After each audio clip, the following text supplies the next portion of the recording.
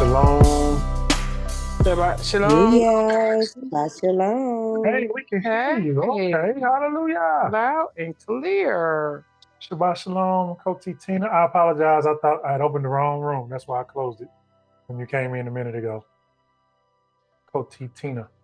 Aki Joey, I cannot respond to his text. I need somebody that can get a hold of Aki Joey to give him the time that we start. Is he a part of that group? Coach Camille. Oh. Y'all, I'm gonna apologize in advance because we running behind and I'm gonna finish my bowl while y'all coming in. Oh, my brother, you is eating on the camera. I ate some popcorn the other day and you shamed me. I don't normally do this. Ain't you something else? You is something else. Shabbat shalom. What y'all eat today for the Shabbat? Shalom, What kind of feast y'all got going on? I'm eating the taco bowl. Tacos. Who seen that that meme when the girl and the guy was singing to her, he was getting all romantic with her singing to her.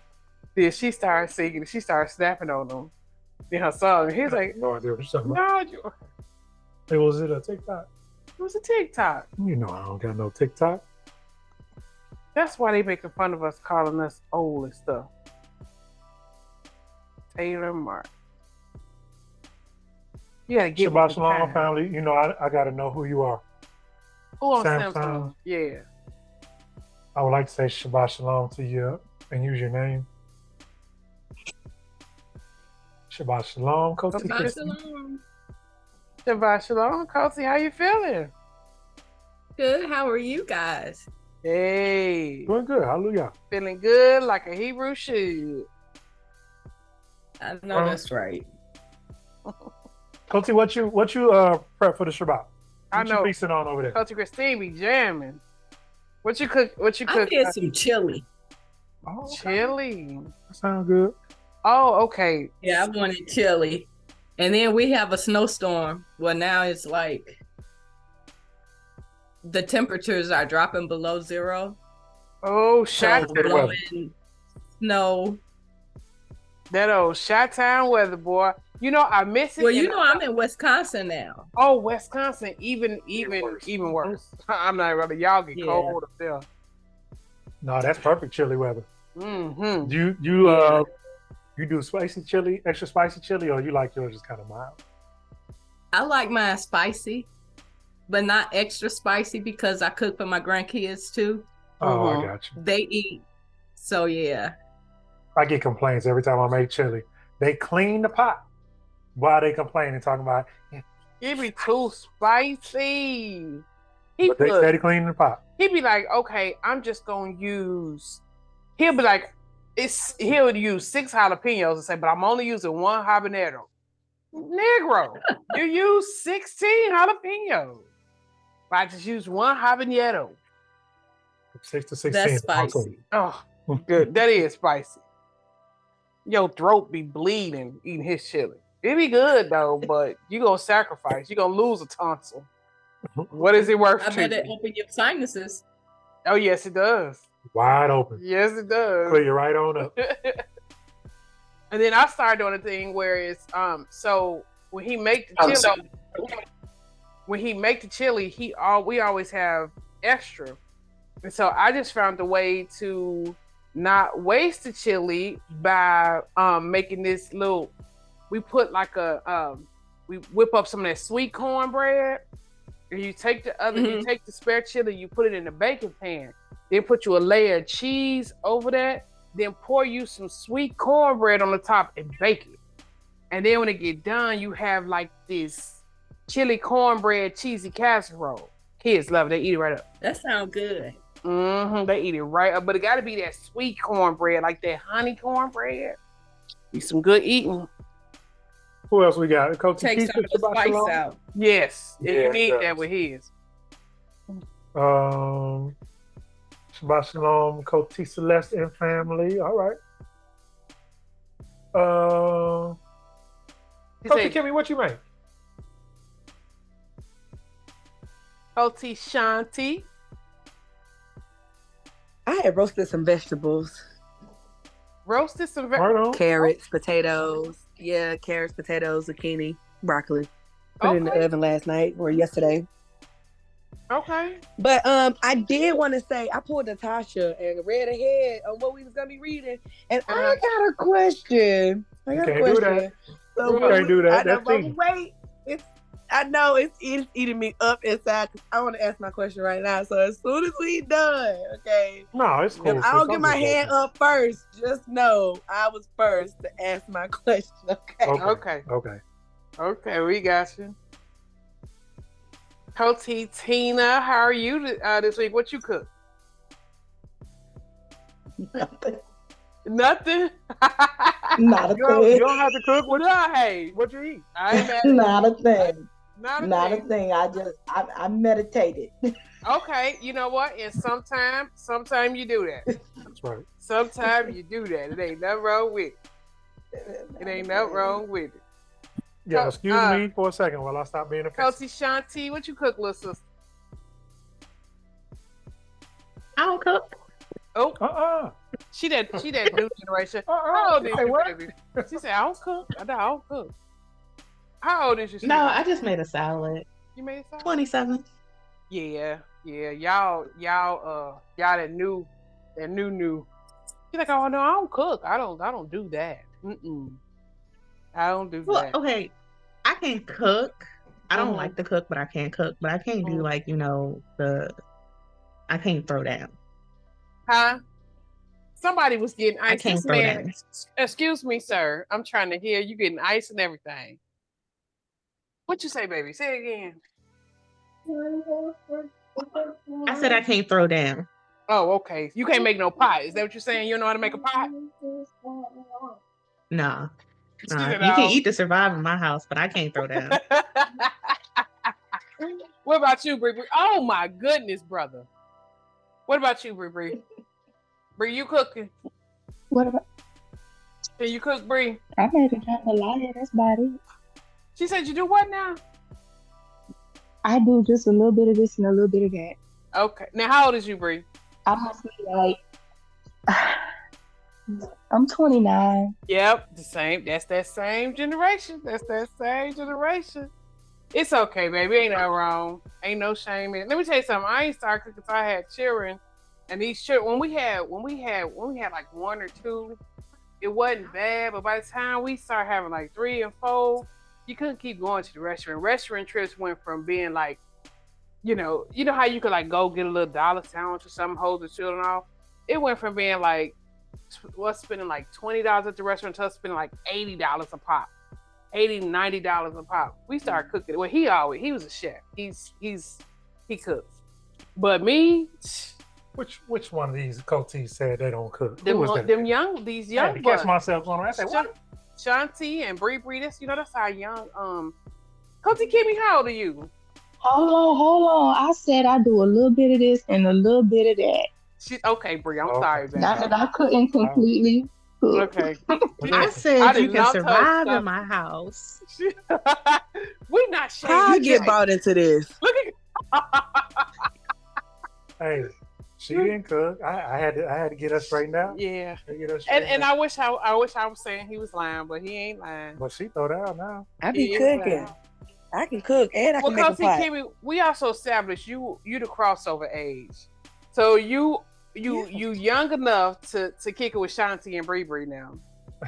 And old enough to kick it with us. So you kick it with the geezers. Right. Yes. We're the geezers. Hold on now. You know what? Bad enough somebody called us ancestors. Somebody called us straight ancestors. I said these. Listen, So, we come from the classic generation. We are not geezers. I know. But let me ask y'all something. Since y'all talking about cooking,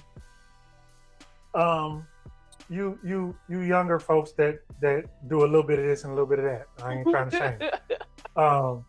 Do y'all watch like cooking channels when y'all trying to come up with new ideas for stuff to put together and things like that? Or what do y'all do? Where y'all find y'all? What do y'all do when y'all trying to be? When y'all like creative, when you like, when you want to try something new. I feel like throwing down today. I get straight on Facebook. Facebook. Facebook. Okay. Okay.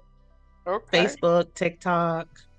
Yeah. Like I have a Pinterest, recipes, Okay. Instagram. I have a coworker who's into all of that, so she'll send me stuff. So I do we were all of that talking. too. So I do Huh? Pinterest. I call my granddaddy.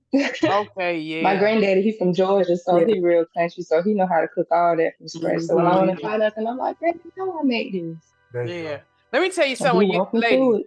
Let me tell you something. You know you've reached the level when you learn how to cook. You know how to throw down with what's you got left in the refrigerator, and you know what I'm saying. You look at the refrigerator, and that determines what kind of pot you're gonna put together. You know, people like how you make a pot. Well, what you got in your refrigerator. That's right. What you You got? know what I'm saying? All you need is some meat to season it. Throw you in. So now, depending on if you want to make a rice pot. Sometimes you don't even need that. Well, You make a vegetarian pot. yeah. The reason I ask is because we got some youth here that Are you done eating? Okay. trying to get us situated, fam. I apologize. Oh, our internet looks like it's gonna be one of them Shabbats. It's giving us all the signals. We're trying. We are trying. Right now, y'all wouldn't believe it. We got 1, 2, 3, 4, 5, 6. We got 6 different internet connections that we just bounce between and try to make sure Try to just get whichever one is the strongest. That's the one we roll with. strong enough to get a signal. Okay. Okay, hold on. You want to go get started? So we We may need to, yeah. What were we saying before we cut off first? I think we was talking about transhumanism. Transhumanism. I forget. Yeah. Okay. It's I okay. forgot. It's all good. Yeah. All right, fam. Well, I guess we'll go ahead and jump to it before you cut off again. Kimmy said she read ahead. Yes. So let's go ahead and catch up She got with some Coach questions. Kimmy. So, First Kings in chapter 4. Is that correct? I think that's right. Okay. Let's see, did my Joey make it in? Oh, Shabbat Shalom, Coach Gabora and fam. Asadawi, Kotsi. Yeah, she like Kotsi. Okay. Insane. All right. Yes, I think that's where we are at. Okay. Whenever you're ready. All right. So it came to be that the sovereign Shlomo was sovereign over all of Israel. And these were his chief officials. Azariah, son of Zadok, the priest, Elihoreph, and Ahiah, sons of Shisha, scribes, Jehoshaphat, son of Eliud, the recorder. 1 second, brother. Okay. Fam, 1 second.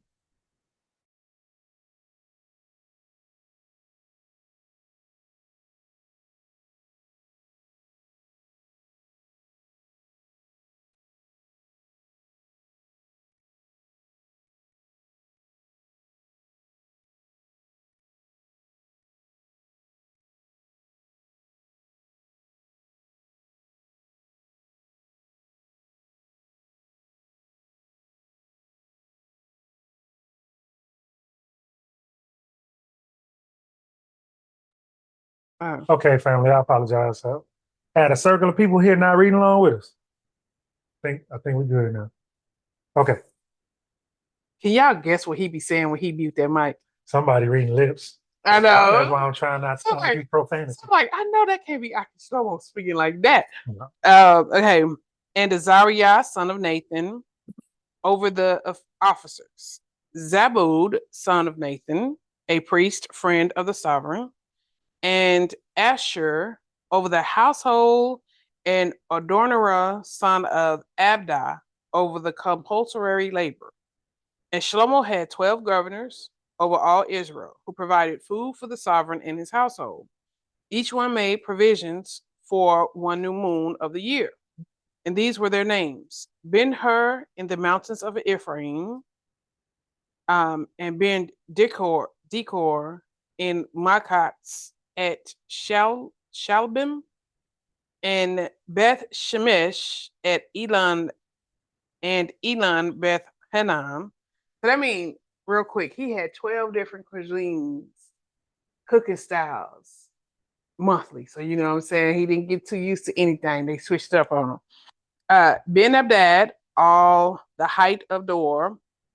Taphath, the daughter of Shlomo, became his wife. Bana, son of Alud in Tanakh, and Megiddo, and all Beth Shin, which is beside Zorith below Yisrael, from Beth Shin to Abel Mohala, as far as the other side of Yaquanim, Ben Geber in Ramoth Gilead, the towns of Yar, son of Manasseh in Gilead, were his. The portions of Argob in Bashan, 60 large cities with walls and bronze gates, bars, they were his.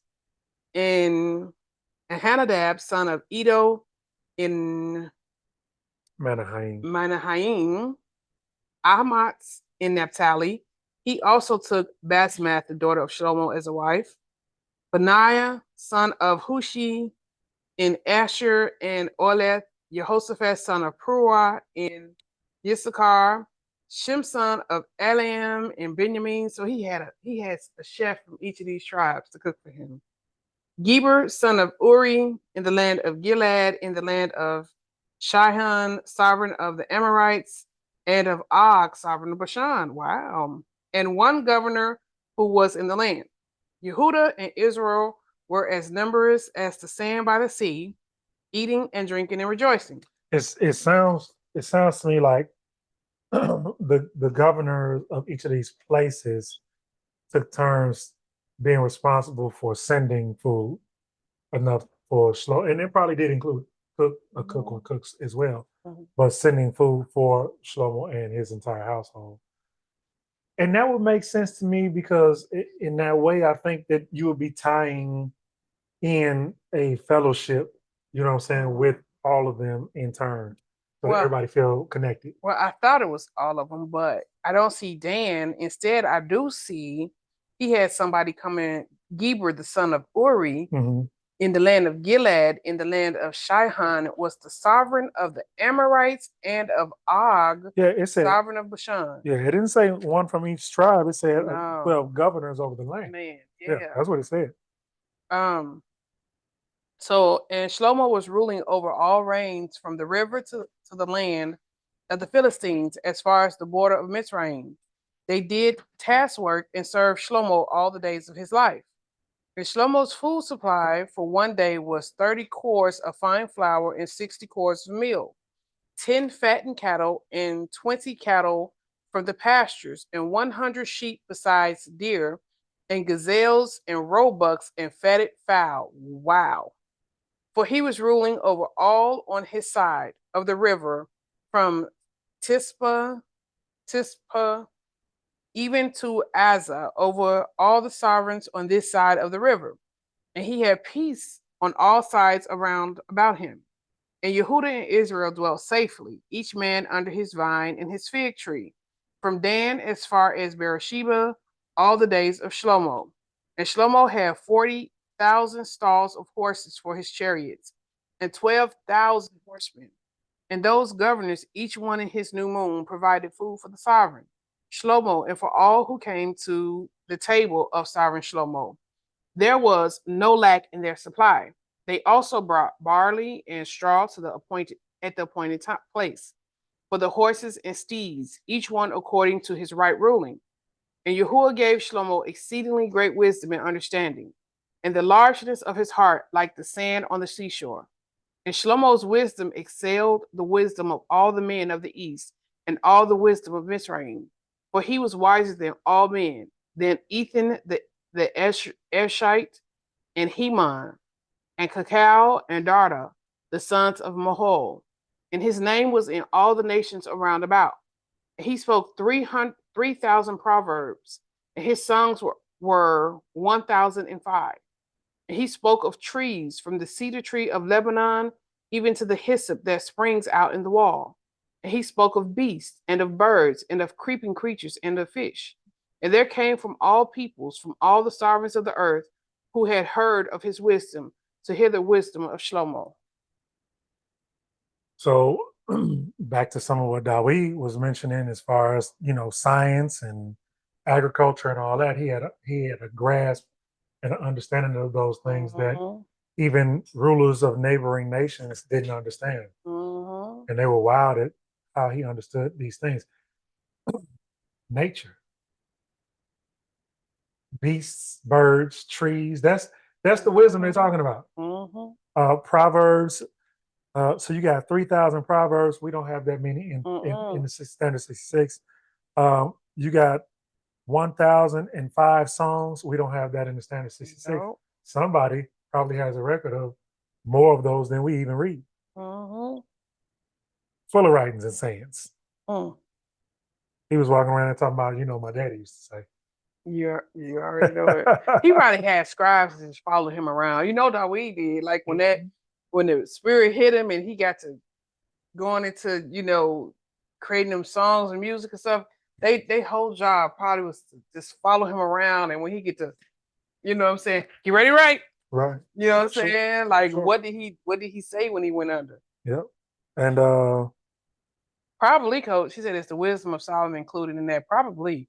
He probably got books that sit at the bottom of the Vatican. So I'm just gonna be real. You know what I'm saying? Books that they've that they've collected and never intend to share with the public. They say it's some of it's a lot of his understandings with the Kabbalah and just different stuff like that. That's what they say. I don't even want to get into that. It's they blame a lot on Shlomo too. I think so. That's one of the things we were talking about earlier, right? Solomon went beyond the wisdom of Yah at a certain point and started being infatuated with the wisdom of the world and the knowledge of man and the knowledge that stemmed from these fallen and demons, right? And so the conversation we were having this morning was kind of extended a little bit into like other writings about Solomon. I'm not going to name names. And I don't believe, because we don't see it in scripture, we don't see it in Torah, we don't see it in the wisdom of Solomon. I don't believe that there was ever any literal ring that Solomon used to control demons. I believe that the control that Solomon had at the height of his righteousness was the Ruach, was the spirit of wisdom that was given to him. That's what we read. That was the control he had. Same way Messiah had the control that was through the wisdom of the spirit. Okay. That is in line with Torah.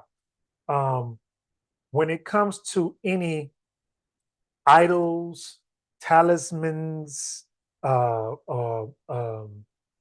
rings, amulets, or anything like that, I'm not saying that he didn't ever deal with any of that, but at that point he was over into idolatry, right? And he got whooped for that. That happened. That did happen. That is what makes up Kabbalah, and all of that. That is what makes up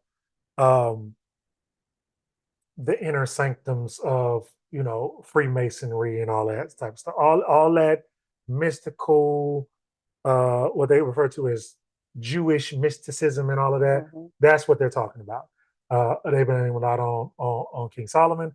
They blame a lot on Nimrod and Enoch. Now, Nimrod, getting honest, Shlomo is not blameless for the stuff that he did that was erroneous and wicked. Enoch, out of context. Out of context, sure. Out of context. They call it Enochian magic. And Enochian magic simply is being able to channel angels, Malachim. So, whereas Enoch was tasked with being this mediator between Abiyah and the fallen angels. Right. You know, they took that and was like, you know, through Enochian magic, we can call on these angels by name and get them to we can control them or get them to do what. See, this is the thing. And this is what the adversary had a problem with. Abiyah kind of put the Malachim in a kind of subservient position to man. Mm-hmm. And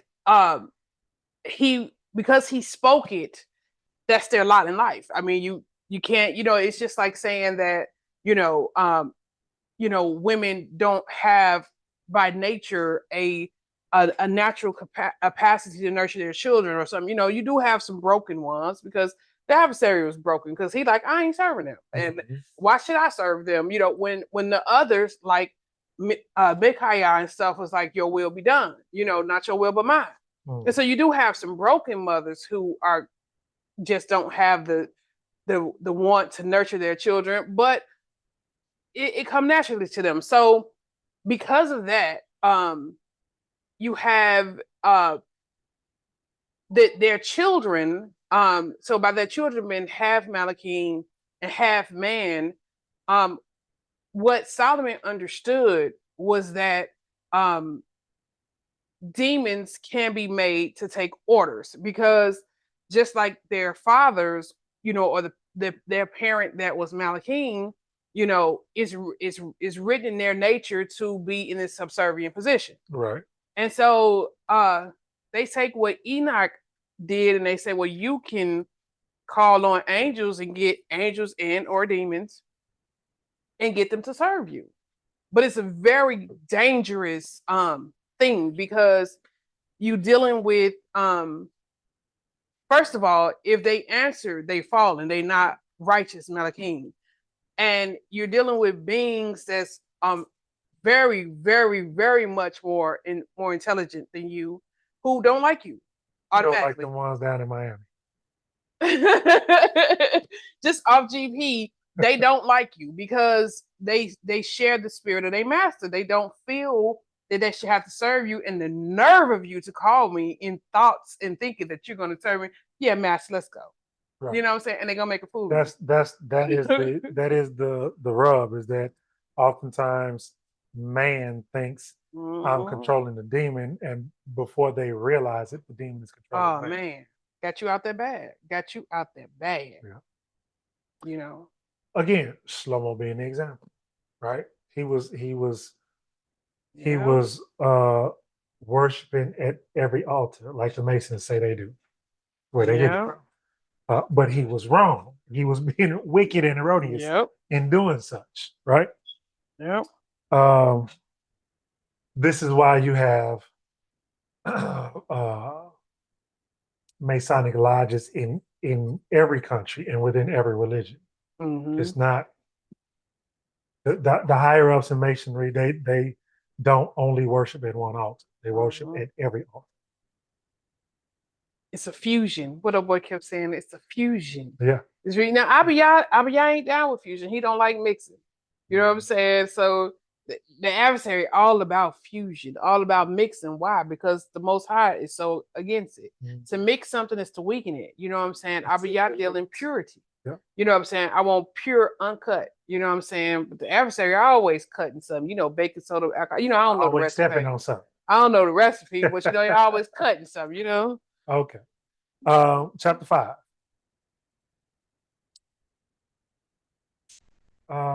Israel, come on back, buddy. And Kiefer. Chapter 5. And Hiram, sovereign of Sor, sent his servants to Shlomo because he heard that he had anointed him sovereign in place of his father. For Hiram had always loved Dawid. And Shlomo sent to Hiram, Shlomo sent to Hiram, saying, you know, my father Dawid was unable to build a house for the name of Yahuah, his power, because of the battles which were all around him, until Yahuah put them under the soles of his feet, his enemies under the soles of his feet. Okay. But now, Yahuah, my Elohim, you with me? Mm-hmm. Yeah, until I put, until every at his name, every head shall bow. No, every He told his master. knee shall bend, every head shall bow. I put it into the scripture says in the Psalms. You talking about in the Psalms when they say, he told his master to wait a little while till he put his enemies under the soles of his feet. Yeah. I'm butchering it. Yeah. I can't. I'm sorry, fam. You're not on this internet, are you? Nope. Nope. My fault, fam. I gotta get that. Because it's a direct correlation with something we read later on, and that was the original statement right there. And if you know it, post it, text it. It's all good. Is it Psalms 110 and 1?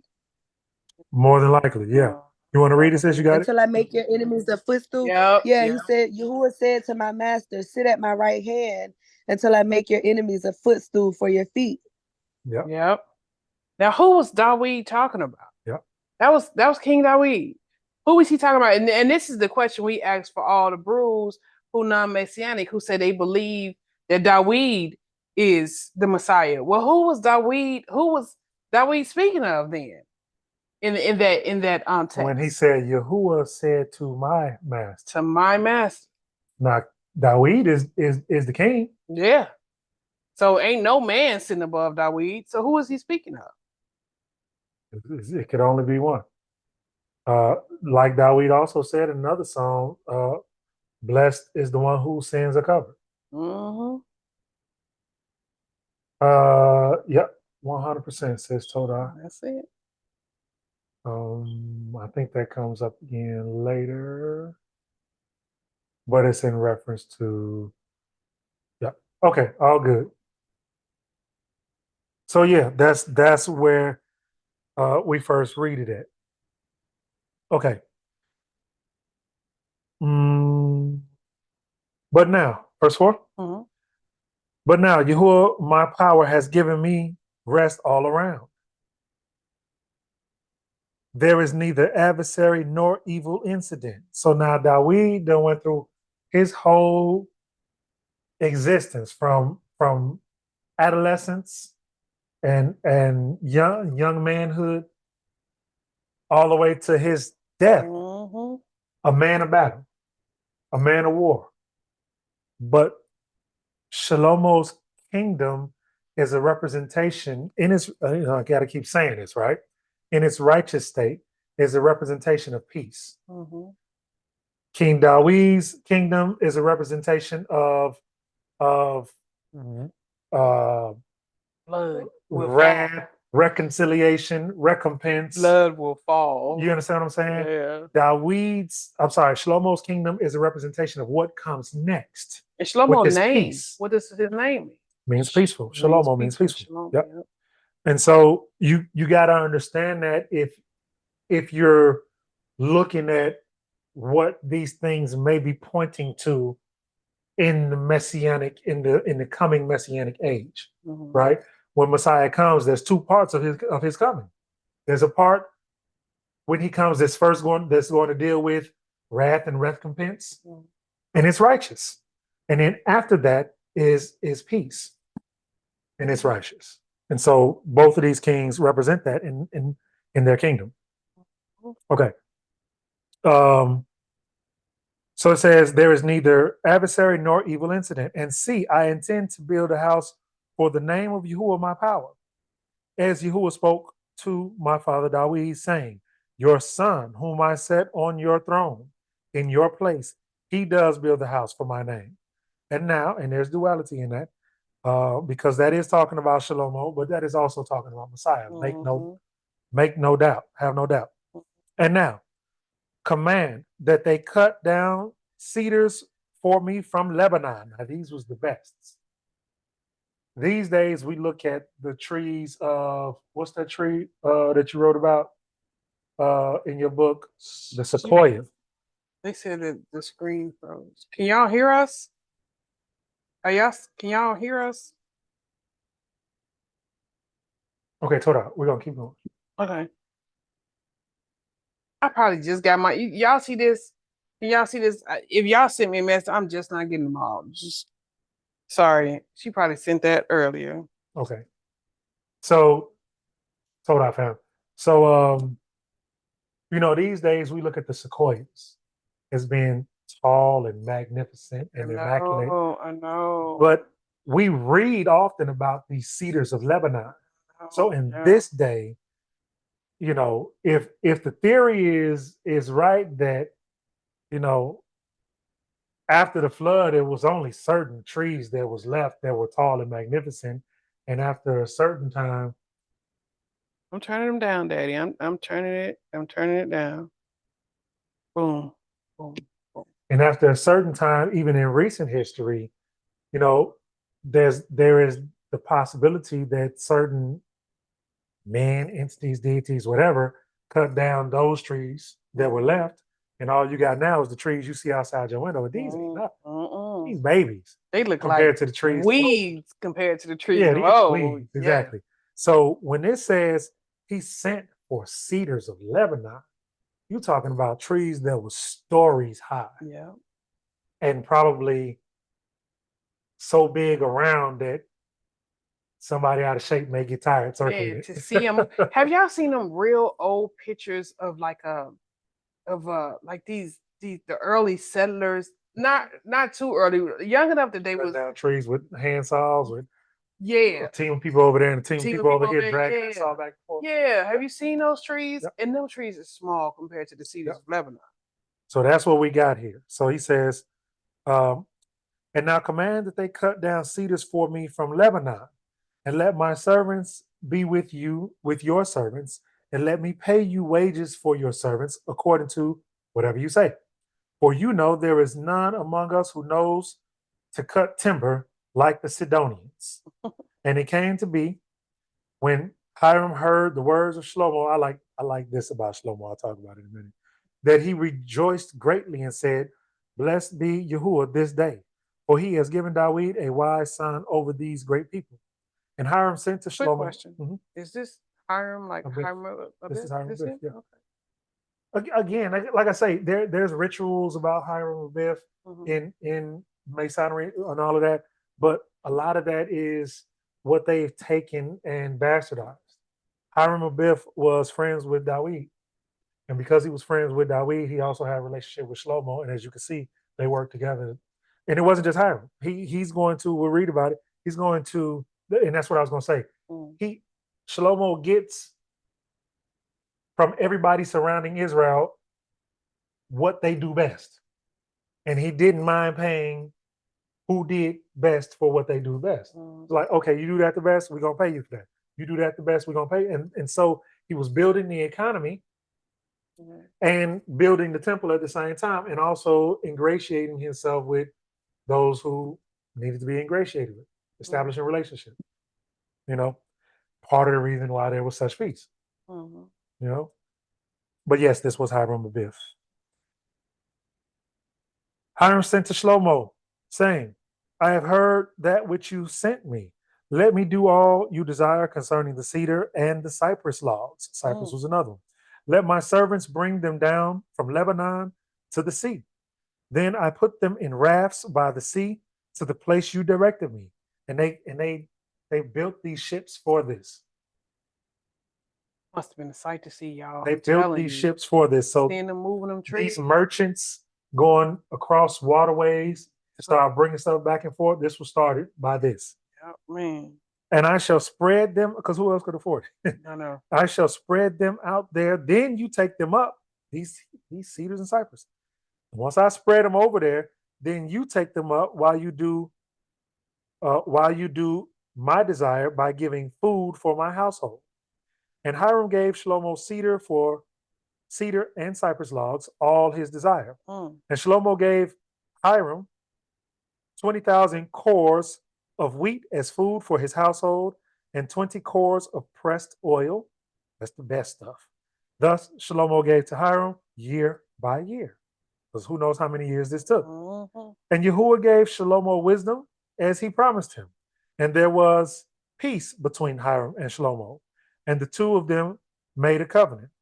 And sovereign Shlomo raised up compulsory labor out of Israel, and the compulsory labor was 30,000 men.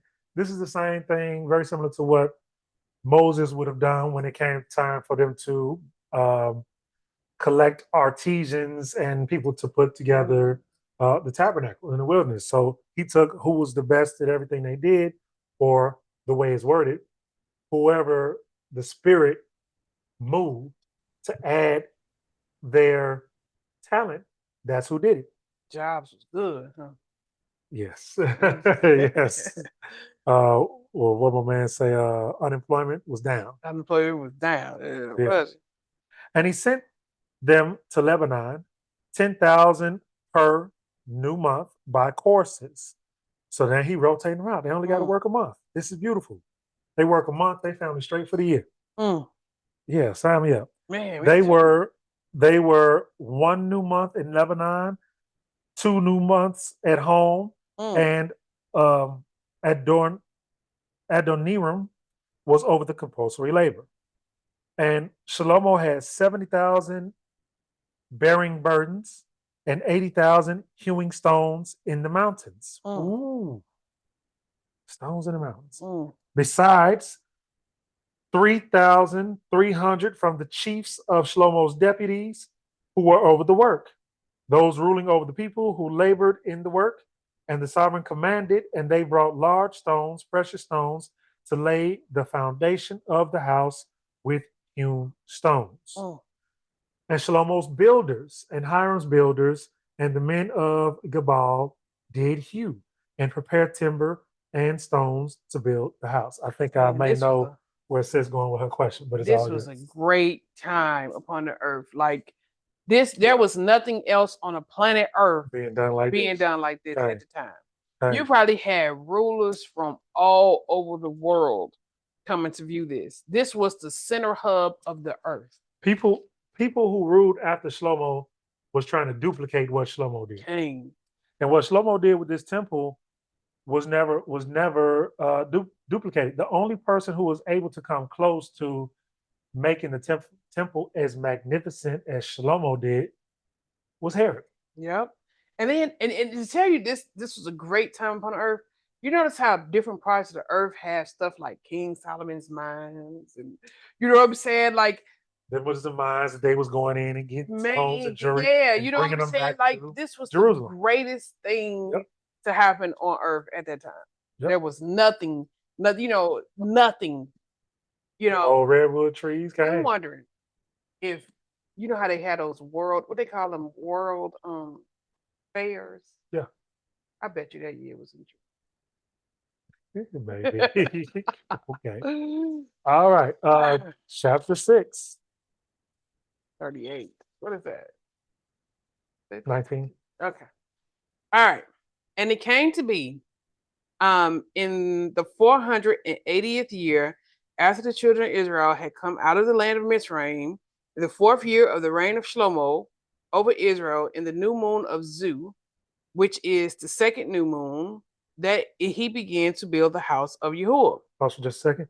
I want y'all to understand that when y'all read these months with names like this, Zu or Zipleg or Nissan, yes, Nissan, like the car Nissan. And wait, Tammuz. And Tammuz, yeah. I want y'all to pay attention and recognize that these are names assigned in our Babylonian captivity. Now, as we're reading this, this is still being translated into those by the translator or by whoever wrote this. However, probably Ezra. Whoever. I'm sorry. I was trying to say, however, according to the Hebrew calendar, what was assigned to us, what was given to us, there was only 1 month that ever had a name in the Hebrew, and that was Abib. Every other month after that only had a number assigned to it. Month 2, month 3, month. So on and so forth. Okay. But Ezra was, I guess, the first to do a rewriting after Moses, because everything had got, There's a lot of stuff being written in Babylonian captivity. So they came out of Babylon with those. Ezra and Nehemiah, they would have all came out of the Babylonian captivity with those writings and probably continued to expound upon them. Yeah. Okay. So which is the 2nd new moon that he began to build the house of Yahuah. And the house which Sovereign Shlomo built for Yahuah was 60 cubits long and 20 wide and 30 cubits high. And the porch at the front of the hekel of the house was 20 cubits long according to the breadth of the house, and its width 10 cubits from the front of the house. And he made for the house windows with narrow frames.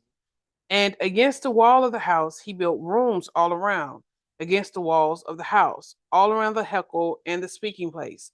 Thus he made side rooms all around. The lowest side room was 5 cubits wide, and the middle one was 6 cubits wide, and the third one was 7 cubits wide. For he made narrow ledges around the outside of the house, so as not to lay hold of the walls of the house. And the house, when it was built with finished stone, made ready beforehand, so that no hammer or chisel or any iron tools was heard in the house while it was being built, because there's Think a law. about that. I'm sorry. No, go ahead. No, go ahead.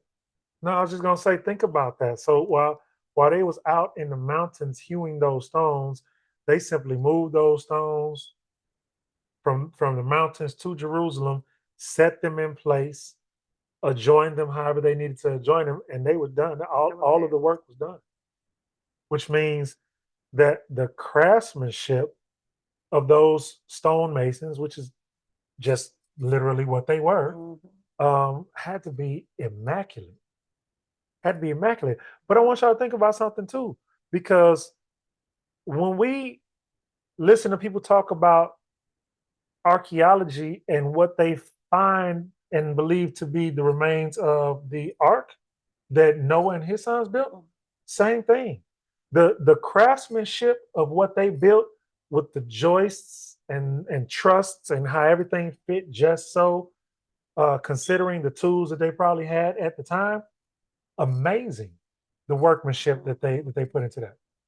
Understanding that they had to have of those things, like we think rudimentary skills and rudimentary tools, and I don't believe that to be the case.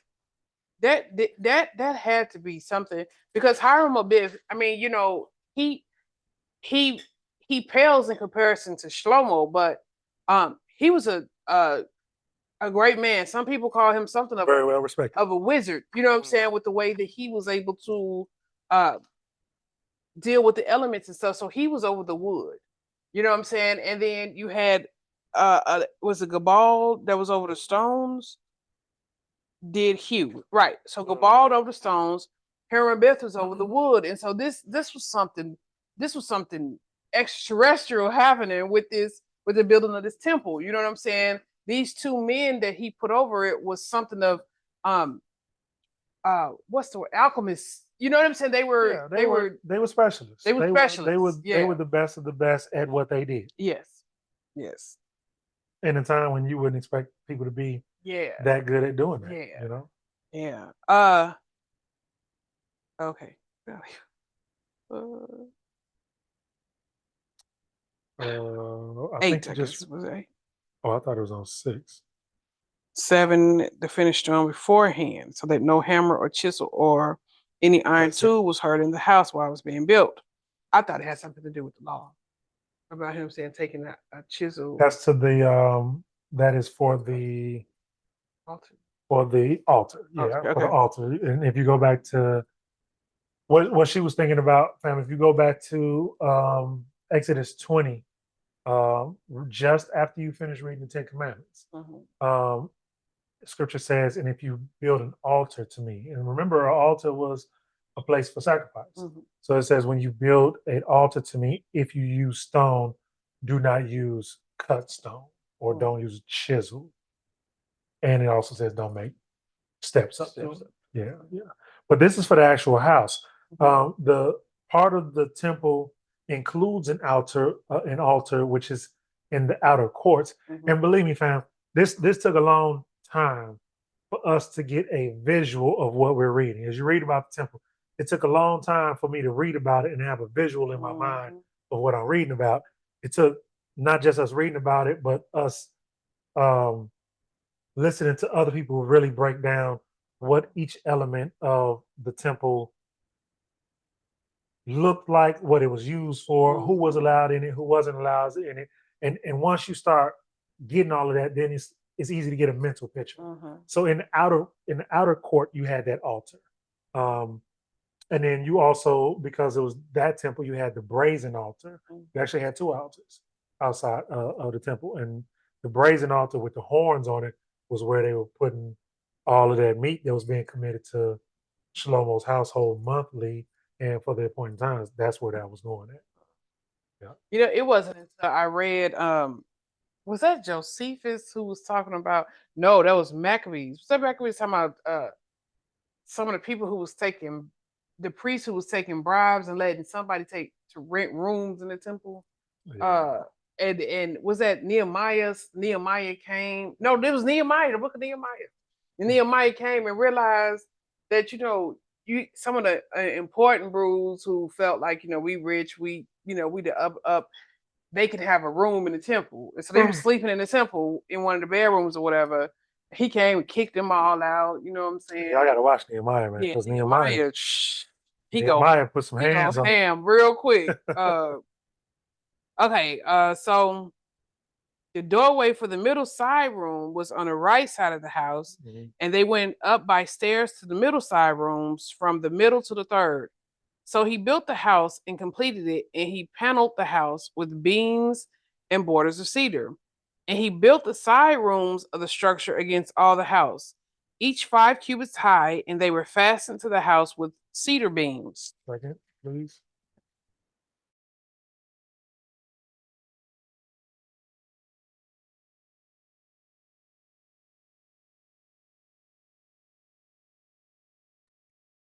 Sorry, fam. All right, go ahead.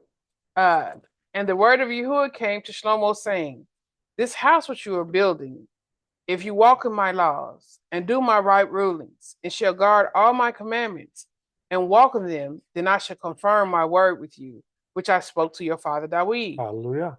And shall dwell in the midst of the children of Israel, and not forsake my people Israel. So Shlomo built the house and completed it.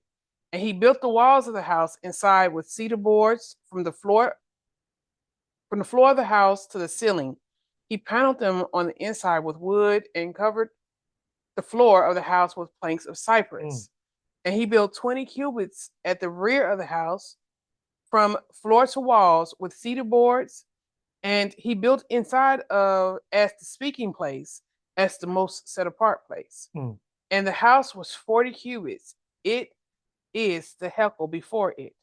And the cedar for the house inside was carved with ornaments and open flowers. All was cedar, not a stone was seen. And he prepared the speaking place in the midst of the house to place the ark of the covenant of Yahuah there. Let me tell y'all something, man. Look, on the floors in our house, we got this like wood-like thing. And better than that, on the floors in her office, we got this wood-like stuff that you kind of put together, and that stuff is expensive. When you walk into one of them old buildings or apartments, you're like, oh man, they got wood floor. Nice hardwood floor. Yeah. That's expensive. Yeah. My man had cedar on all the floors and cypress on the walls, planks of cypress. Said not a stone to be seen. So this was all, man, listen, you walked in that bad boy. And then somebody came in, and you talk about having an artist. They get paid for what they do from afar and send you their work. He had them actually come in and carve all over inside the temple. Man, this was a place to behold. You ever seen it? They got to bring them old to do them floors back, you know, from old apartments. You got to bring in a specialist to sit there and do them floors. You know what I'm saying? Can you imagine Hiram Abiff? He brought in a magician to do his floors. I wonder if Hiram was one of them demons. I don't know. 20. And the front of the speaking place was 20 cubits long and 20 cubits wide and 20 cubits high. And he overlaid it with refined gold and overlaid the slaughter place of cedar. And Shlomo overlaid the inside of the house with refined gold and made gold chains pass over the front of the speaking place. You wonder where we get our infatuation with gold chains. And overlaid it with gold. Listen, So you got the cedar, but now on top of the cedar is gold. So the walls is all gold inside. And Shlomo overlaid the inside of the house with refined gold and made gold chains to pass over the front of the speaking place and overlaid it with gold. Red. 22. Thus he overlaid the entire house with gold until the entire house was completed, and the entire slaughter place that was by the speaking place he overlaid with gold. Dang. And It's all inside, gold. Mhm. And inside the speaking place, he made 2 cherubim of olive wood, 10 cubits high. And one wing of the cherub was 5 cubits, and the other wing of the cherub was 5 cubits, 10 cubits from the tip of one wing to the tip of the other. How big is 10 cubits? So in the back of your scriptures, if you guys have a scriptures also, you should have a glossary if you want to know biblical measurements, and you can go and find cubits, My children tore mine out years liquid ago. measurements. I'm not gonna guess. That's where I'm going. I don't like guessing. Dry measurements, distance, cubit. So a cubit equal to 17 to 19 inches, so almost 20 inches. Metric measurement, you're talking about 430 to 480 millimeters. So is that a little over a foot? No. No. A foot is 12 inches. 2 foot will be 24 inches, so it's almost 2 feet. Almost 2 feet. Yeah. So this thing was 10 cubits from one end Yeah. to the other. Yeah. So is that like So almost 20 feet. almost 20 feet Yeah. long? Just its wings. Yeah, just its wings. Yeah. Wow. And it was 2 cherubs. 2 of them. Yeah. Wow. Okay. So Mhm. that was huge. Y'all know what a cherub is, right? The Just Melak, take the a 7 if you know what a cherub is. We ain't talking about them little things you see I know. on Valentine's Day. They cars. Yeah, no. The little things in baby diapers. Yeah. Lost my place. Okay, 25. And the other cherub was 10 cubits. Both cherub were of the same size and shape. The height of one cherub was 10 cubits. And so was the other. So you're talking about now not only 20, almost 20 feet from wing to wing, but now in addition, you're talking about 20 feet tall, each one. Them things was huge. And he placed the cherub in the midst of the inner house, and they stretched out the wings of the cherub so that the wing of the one touched the wall and the wing of the other touched the other wall. So that make it so that when you come in, you looking up at them things like, wow. And their wings touched each other in the middle of the room. So as you walk into the room, they standing next to each other. One wing touched one wall, one wing touched the wing of another, and the wing of the other ones touched that wall. And they 20 feet tall. So they just dominate the room. Okay. And he overlaid the cherub with gold. And he carved all the walls of the house all around, both inside and outside, with carved figures of cherub and palm trees and open flowers. And he overlaid the floor of the house with gold inside and out.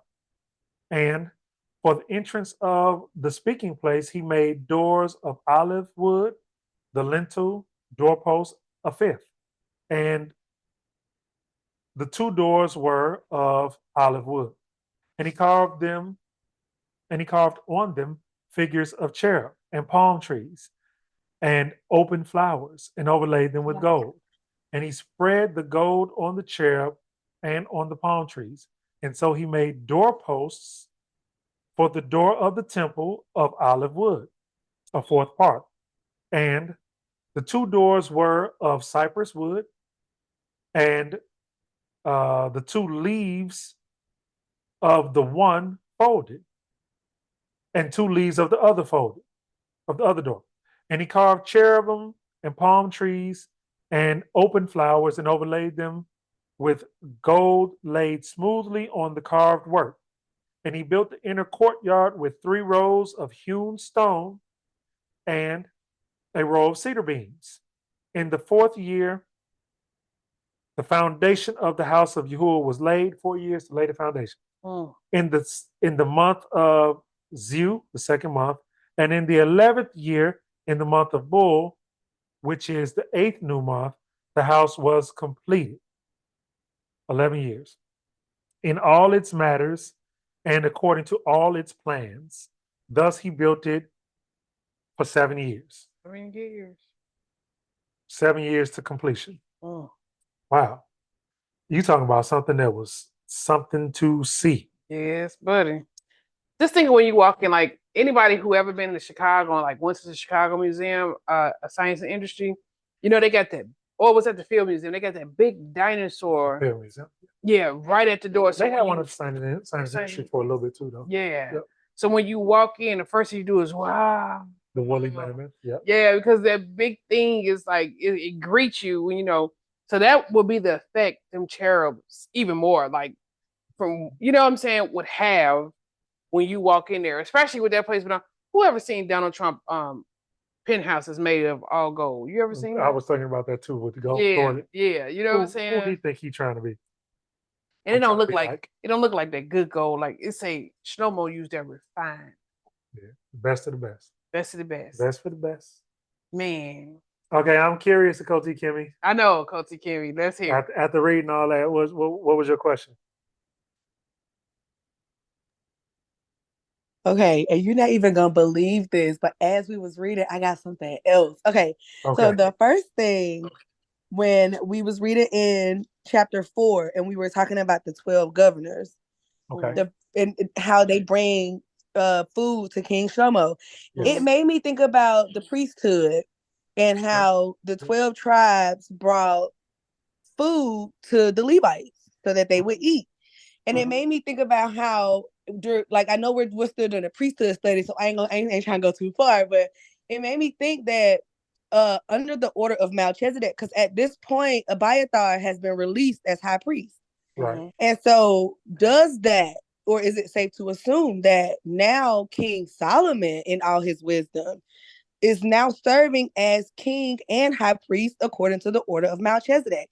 And I asked because the Ruach led me to 2nd Chronicles, and in chapter 7, as he is slaying, it's 2nd Chronicles chapter 7, and it's verse 5, and it says, and Sovereign Shlomo slaughtered a slaughtering of 22,000 bulls and 120,000 sheep, but it says that he did the slaughtering. And when as we were reading through it, the priest or the high priest is the one that's going into slaughter, right? 2nd Chronicles 7 verse 5. Just the sovereign and all the people dedicate the house. Okay, so go ahead. I'm sorry, I don't want to cut you off.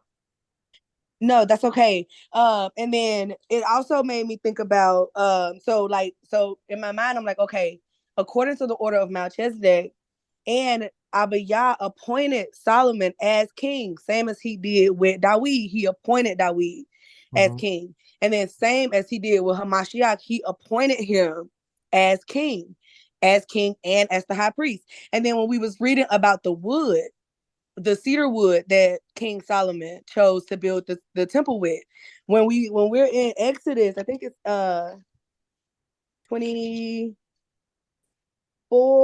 I just had my spot. I'm sorry. It's all good. I think it's Exodus 20.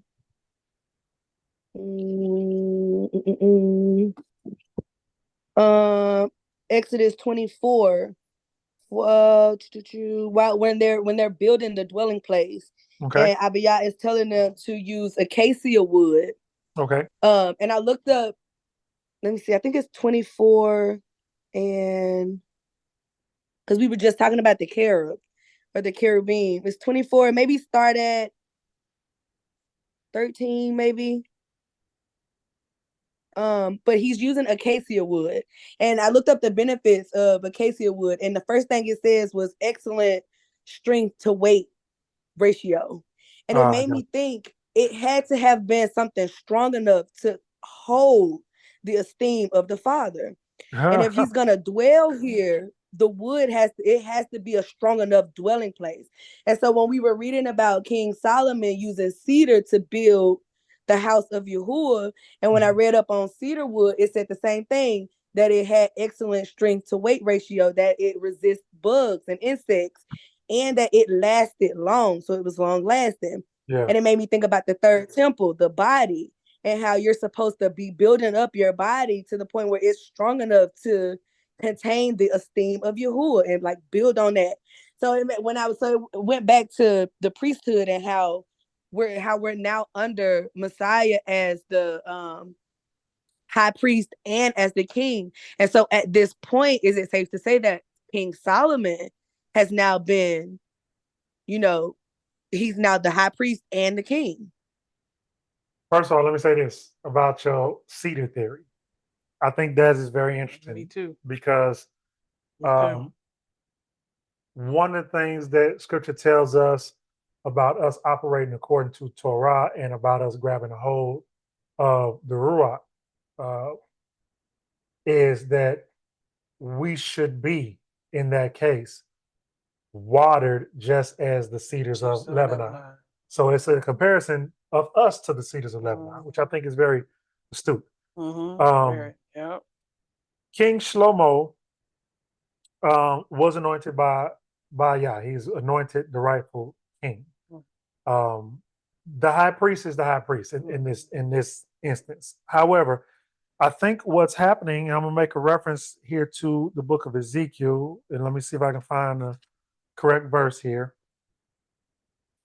First of all, the king operating in righteousness and the high priest operating in righteousness should be operating in tandem. They should be operating as one. We see this is how it should be working, even from the days of Judah and Levi. The words that were left to their children in the testament of the patriarchs was also follow Judah and Levi's lead. The crown, the crown and the scepter and the priesthood follow their lead. Messiah is the one that is unifying both roles into one. But before Messiah, even though they operated separately, it is supposed to be a picture of oneness and unity. But what's actually happening, let me see, Ezekiel 45, let me see. I believe is this, and I'm saying that's what I think is going on. We're reading in Ezekiel 45 about the building of the temple in the end times. And Ezekiel is given a vision of a Melak with a measuring rod. And he is told to take this measuring rod and to measure the temple. And he is given for a time to come the exact measurements, height, dimensions of the temple. And he's also given the instructions, in case we forgot, of how this temple should be run and how it should operate. And within that, it says, I'm going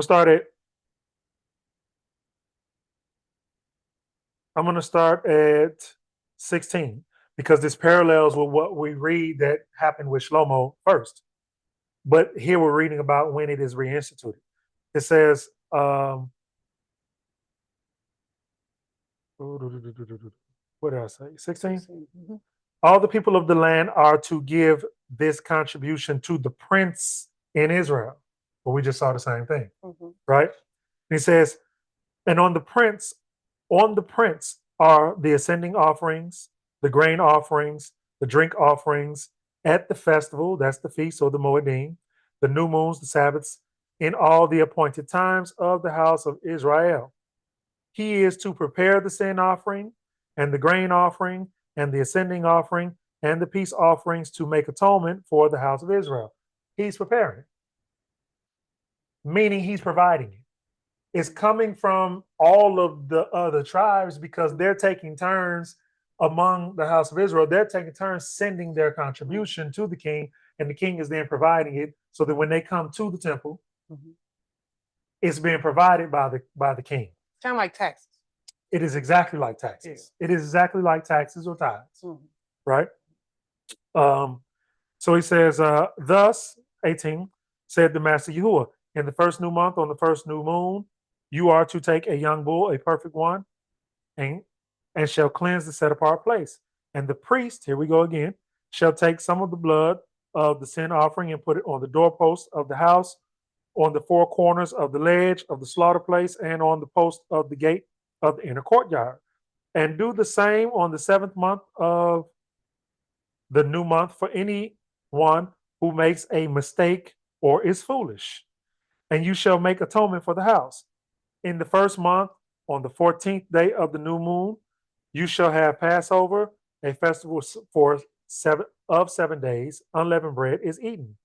And on that day, the prince shall prepare for himself and for all the people of the land a bull for a sin offering. That prince is talking about the king of the land. Why is it calling him a prince right there? Do y'all know? You want to elaborate? Sure. Okay. In this time, when this temple they're talking about, there will be a high priest and a king because Messiah be here. Messiah be dwelling here. So you'll have the king and prince of the king and high priest in the order of Melchizedek dwelling there. Right. And so Abiyah has promised this prince position to who? Dawid. He said Dawid is always going to be somebody sitting on the throne. Dawid. Yep. Period. And so the physical individual who was sitting on the throne will still be of the house of Dawid, but we can't call him a king at that point. Nope. Because Messiah will be reigning in the kingly position, but he will be regarded as a prince. Right. In other words, the physical occupants of that throne. So I think what's happening is, again, almost as a foreshadowing of what's to come, we see Shlomo operating in accordance with what is supposed to happen. Kind of like a precursor. Yeah, exactly. He is accumulating what is going to be needed to serve the people, and he is then the provider of what is needed. But it is still going to be the priests who are doing the actual slaughtering and the cleaning and all of that. But because it is provided by the house of Shlomo, it is Shlomo. It is written like Shlomo is doing it. It's almost like, if I hate to use myself as an example, but I'm going to say for any household, if I'm going to use you, Dawid, since you're in the room, because I don't want to make it about me. I don't want to confuse nobody. If we come to get together, not even for a feast day, but let's say we decide we're going to just get together, all the families who want a fellowship for a random Shabbat, and Dawid say, let's do it in Houston. I'm going to provide everything. But his wife and his children actually do the preparation, and he paid for everything. We still would say Dawid provided for that fellowship. Put out a spread. Exactly. So it's like when you're dealing with the Most High. So remember when Dawid had messed up and Abiyah punished Israel? Right. And Dawid was saying, why are you punishing these little children, for something, because when Abiyah sit high and he's put you in charge, right. You know what I'm saying? So you who I'm dealing with. So when it say that Shlomo slaughtered, he brought forth this slaughtering, that means Shlomo represent the people. He represent Israel at this time. And so he brought forth the part for Israel, but his high priest was doing the slaughter. Now we read that his high priest was there. Who was it? Well, remember, Coach just said the son of Zadok. Right. Or Zadok. Was it Zadok? No. The son of Zadok. Wait, was it Zadok? Zadok. The high priest was there. It was Zadok. Totally. Right. So Zadok was the high priest. You know what I'm saying? But when it says Shlomo brought forth this many lamb, meaning the representation of Israel brought forth this slaughtering to the Most High. So Shlomo was the founder of the feast. So Shlomo was the founder of the feast, right? Yeah. But he was the king. He you know, he wasn't. Let's not get it. He wasn't out there doing no labor. You know what I'm No. saying? He was. But I mean, and think of it like this too. I mean, Shlomo was the founder of the feast, but where did it all come from? right? It came from the people who sent it. Yeah. Shlomo hands Of the community. If you touch Shlomo hands, it was probably baby soft. My man didn't get his clothes. What did Messiah say about Shlomo? Shlomo was dressed as fine as this. Shlomo was known for dresses. My man didn't get nothing on his clothes. He wasn't getting his clothes wrinkled. He spoke it, and it was done. I feel like this one throwing shade. I ain't saying nothing. I ain't saying. Keep throwing shade. Your name's Shlomo, but you a barbarian. Okay. That's what I fell in love with. Shoot, Okay. with them hands, they all scarred up. That's the way I like. Hmm. No, I ain't doing no shade. I'm just saying. Just making sure. I'm trying to see what you're saying. Oh man, You saying something over here? no, I ain't saying nothing, bro. Akoti, you got a follow up, or did that cover it?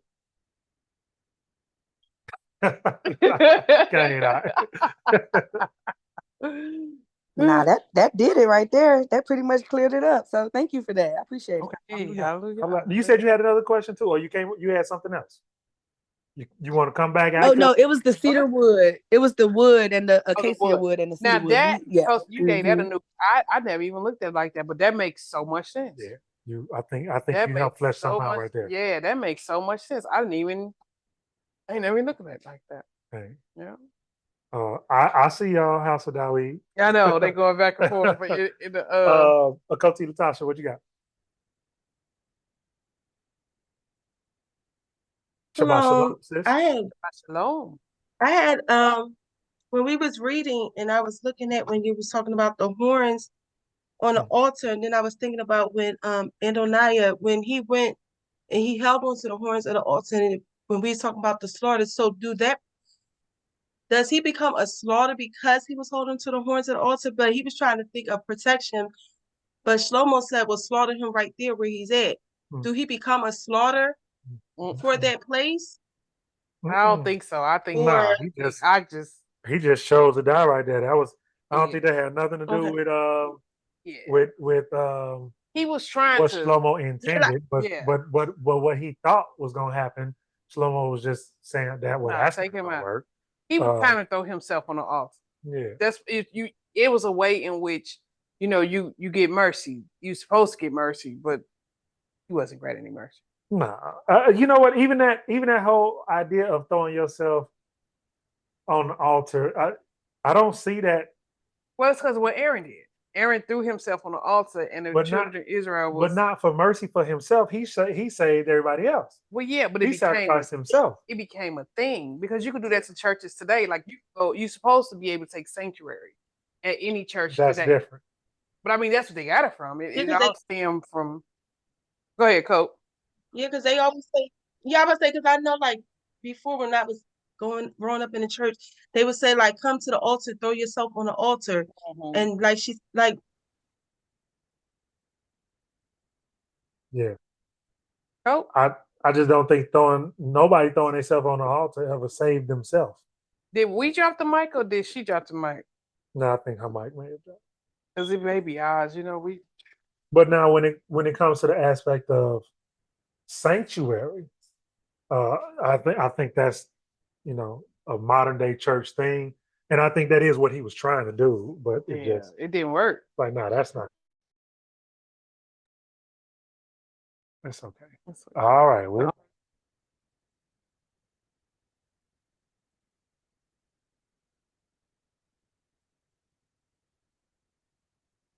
Can y'all hear us out there?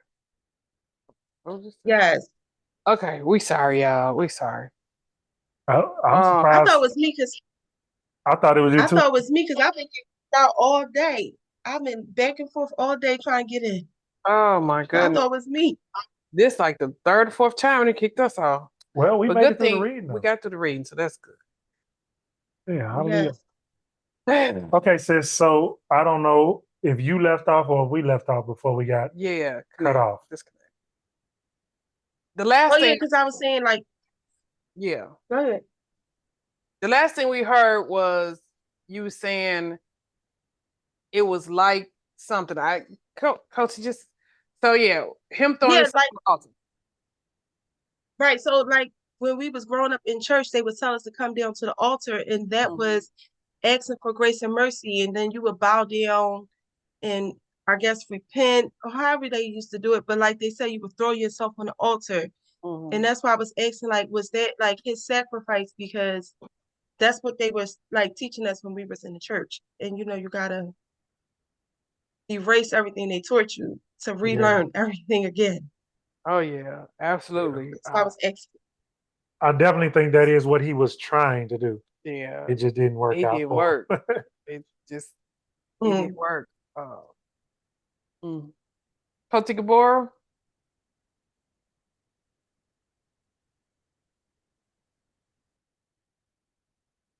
Shabbat shalom, sis. Shabbat shalom. Shabbat shalom.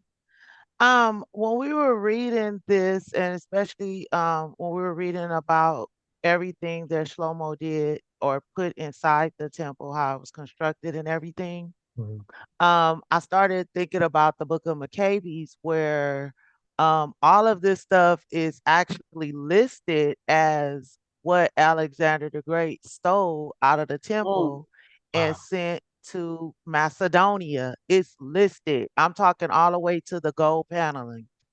Wow. And it actually says in Maccabees that he took it and he sent it to Macedonia, which is AKA, Rome and He must everything. have. So Go ahead. So I'm thinking, with all of that stuff that the Vatican has, like I said, in Maccabees, no, it actually says it. Like he sent this stuff back to Macedonia after he stole all of this out of the temple. Sis, how do you spell that? The book of what? Maccabees. Or Maccabees. link to it. Okay, now what Alexander the Great got had to have come from the second temple. Now remember, Babylon burnt this temple down. Babylon burned down Shlomo's temple, but they did steal some stuff. Now but they did. So when they rebuilt the temple, did they rebuild it exactly like No, they Shlomo rebuilt it? Never did go back to his grand. So Nebuchadnezzar actually took a lot of stuff out of the temple when he came through, and Nebuchadnezzar's son Belshazzar was the one who we get that saying the writing is on the wall. He was actually using the cups that was supposed to be a part of the priestly ceremonies. And he decided to bring out all of those implements for the priestly ceremonies and have a party with it. And as he was having that part, can y'all stop, please? He decided to toast up, like he had pimp cup, and that's when he lost his bowels and everything because he saw the handwriting on the wall saying, "You have been weighed, you have been measured, and you have been found wanting." And then you remember we read in the Testament of Ezra that Yah showed Ezra that he caused the Malachians even before the warriors, even before the soldiers came to Babylon, so that they wouldn't get certain stuff. He caused the Malachian to start the fire. So a lot of time the Brews think that the Babylonians started fire, but Yah showed Ezra that he had angels. The angels came through, took the Ark of the Covenant so that didn't fall in the hands of the Babylonians, and they started the fire. They burned down most of the temple so that they didn't get, they was able to get like dishes and stuff, but Yah destroyed the temple. Yah destroyed Stop it. that noise over there for me. He didn't want a lot of stuff to fall in the hands of the Babylonians, so he destroyed it himself. So, you talking about Maccabees? Okay, I'm so sorry, sis. I got you. Okay, Maccabees. So, it is possible that there was some stuff left from there. But when the temple was rebuilt after the Persians helped us go back, Darius, Cyprus, and all of them. Cyrus and Darius. They sent money to rebuild, so they did rebuild. But everybody who wrote about it said it didn't reach the esteem. Yeah. The temple didn't have the prominence of when Shlomo built it, because they was building it,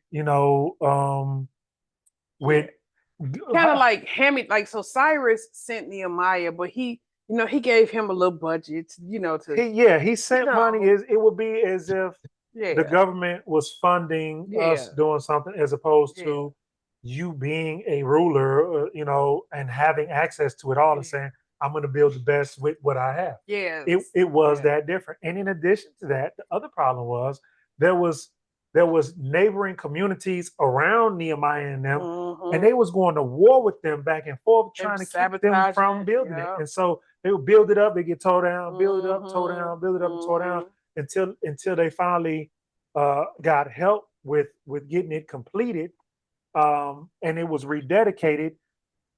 And then, like I say, it wasn't ever built. Now somebody did dedicate a bronze table to that second temple, and it was, I can't remember who, but somebody dedicated something that was solid gold, because they wanted them to have something nice. Very very nice in there as well. And they did. But and go ahead. And that's why I was getting confused on which temples, because it was more than just or when I was just reading this, I started thinking of, making that parallel, because it was more than just like a golden a box or whatever, like it was like I said, the panels on the wall, it was the gold bows, it was, like I said, it was just so much Probably in that candles. whole parallel on on what all Alexander was talking about that he took out of the temples and shipped. So that's what made me think of that. Yeah, and Alexander, being that he went over, all the known world during his reign, during his, raidership, he may have raided and got some of what Nebuchadnezzar and them had as well, and sent it back. Whatever they stole. He probably, between him and his generals, got a hold of that and sent it back as well. So I don't doubt that they got a lot of the original stuff as well over in the Vatican. I believe it. I believe it. Oh, absolutely. A lot of the books, a lot of the writings, they got a lot. They have a lot. No doubt. His raidership, yeah. I know. That's what he did. His rulership / raidership. Occult Latasha? No, I was going to ask, because she was talking about the second temple they was rebuilding. Do you think it wasn't as great or as grand because Yah didn't,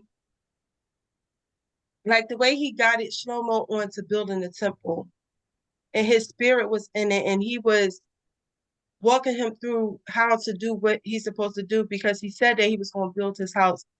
Do you think that it wasn't as grand or as great because he didn't do that with the second temple, but they just knew like they wanted to have a house for the Most High so they can be able to go and pray to him, or in their thought process, they needed their house to go pray to him or to go slaughter or to go do different things, instead of them understanding like the temple that he dedicated for himself and for his people was no longer there, but they could still worship him in other way, and like in their own house, how we are now. Yeah, I think I understand your question. I think that from what I read, I believe that they just built it the best they could with the means they had available, and I think that the purpose, and I think that Yah put it on Nehemiah and Ezra and them's heart to do it, and I think that it was ordained. I think it was anointed, as they say, was to reinstitute not just the house but the place, and Yah was bringing His people home. I think that was prophesied about, and that was the fulfillment of that prophecy. The fact that it wasn't as grand was just part and parcel to Yah saying nobody was going to be like Shlomo, and that was the evidence of it. Even what Herod did, and this is going to kind of you kind of got to wonder about this whole third temple debate because Mhm. technically Herod built it. Herod built it. Right? Herod built made Okay, it better than what they built. And now we're talking about another temple. Mhm. They over there building one now, you know. So They just tell you how they psych us out because they, when they built the third temple, the Antichrist comes. So was that Herod? yeah. Because Herod built the third temple. And even Herod's wasn't Right. as nice as Solomon's, but um, it was a project that Herod undertook and decided he was going to make this the most immaculate thing that he could Herod the with what Edomite. he had available. Herod the Edomite. And that was the temple that was on the scene when the Messiah came along. That is that temple. When the Messiah came along kicking over tables and whatnot, it was in front of that temple. That was that temple. And so if you want to ask yourself, well, like you said, because I think what you're alluding to, I agree with, was at that time, Yah's Ruach on that temple that Herod built? No, I don't think so. I don't think so. I think that the righteous priesthood had already been No. gone from that place at that point, and you were looking at something that was for show and for neighboring. This is something I said to Rib earlier. During that time, it would have been easy to replace the priesthood because you could have people who were still Levites by bloodline, but not high priests by bloodline in the temple, and they looked like the same people. And so you could replace those people, and people who were outside of the know wouldn't really know. And so everybody in the world knew who Israel was at that point, knew what Israel was, knew who Yah was. We read it in history. They acknowledged that these people had to be the God of gods, chosen people. They're peculiar people. They're peculiar people. Everybody on earth, every nation on earth, Alexander included, said, no, it's something special about these people. Today, it's the same thing happened today. Oh, the African Americans, they can jump, they can run, they can sing. What can't they do? Oh, my goodness. They just don't acknowledge that we're that people. But what I'm saying is, even in that day, they acknowledged that we were that people. And so for Herod and for Rome's chose priests to sit in that seat for the neighboring and the surrounding people, all they know is, okay, Israel, okay, the king of the Jews and the priests and blah, blah, blah, whatever. But those who knew who was who rebelled against that and even left and said, I'm not dealing with this. I would rather leave than to sit here with the fake king and the fake priest. With the Edomite king, like at that. Yeah. So you telling me the Edomite is the one who built this temple? Yeah. And I'll tell you something else. Our people, we made a connection with the temple. So for us, the temple was the heart of us as a people. And so even though, now remember why we stayed in 70 AD, why a lot of us stayed in 70 AD, we didn't leave because we didn't want to leave the temple. That's right. And so by the time Rome had set the temple on fire, now remember Herod's temple was even so magnificent that Caesar, he didn't want them to set the temple on fire. Right. He was telling them, don't burn the temple because I want to come back and put Apollo in that temple. They wanted to make it a temple for Apollo. But it was an Edomite that was like, everything goes. Like, the Edomite laid the first match to the temple. He was like, everything goes, because as long as you got this temple, these people gonna keep coming back here. You know what I'm saying? Because we made a connection to the temple. We felt as if the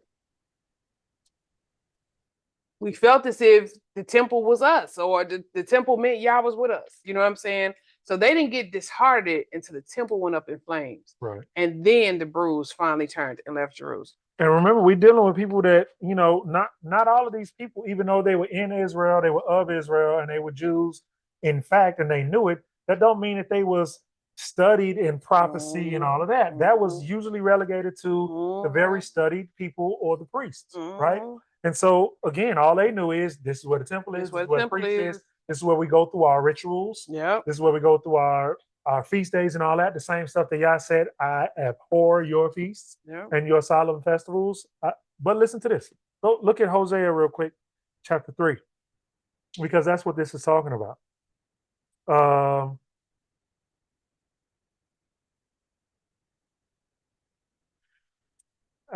Let's look at verse 4. It says, "And for many days the children of Israel are to remain without king, without prince, without slaughtering, without pillar, and without shoulder garments or house idols.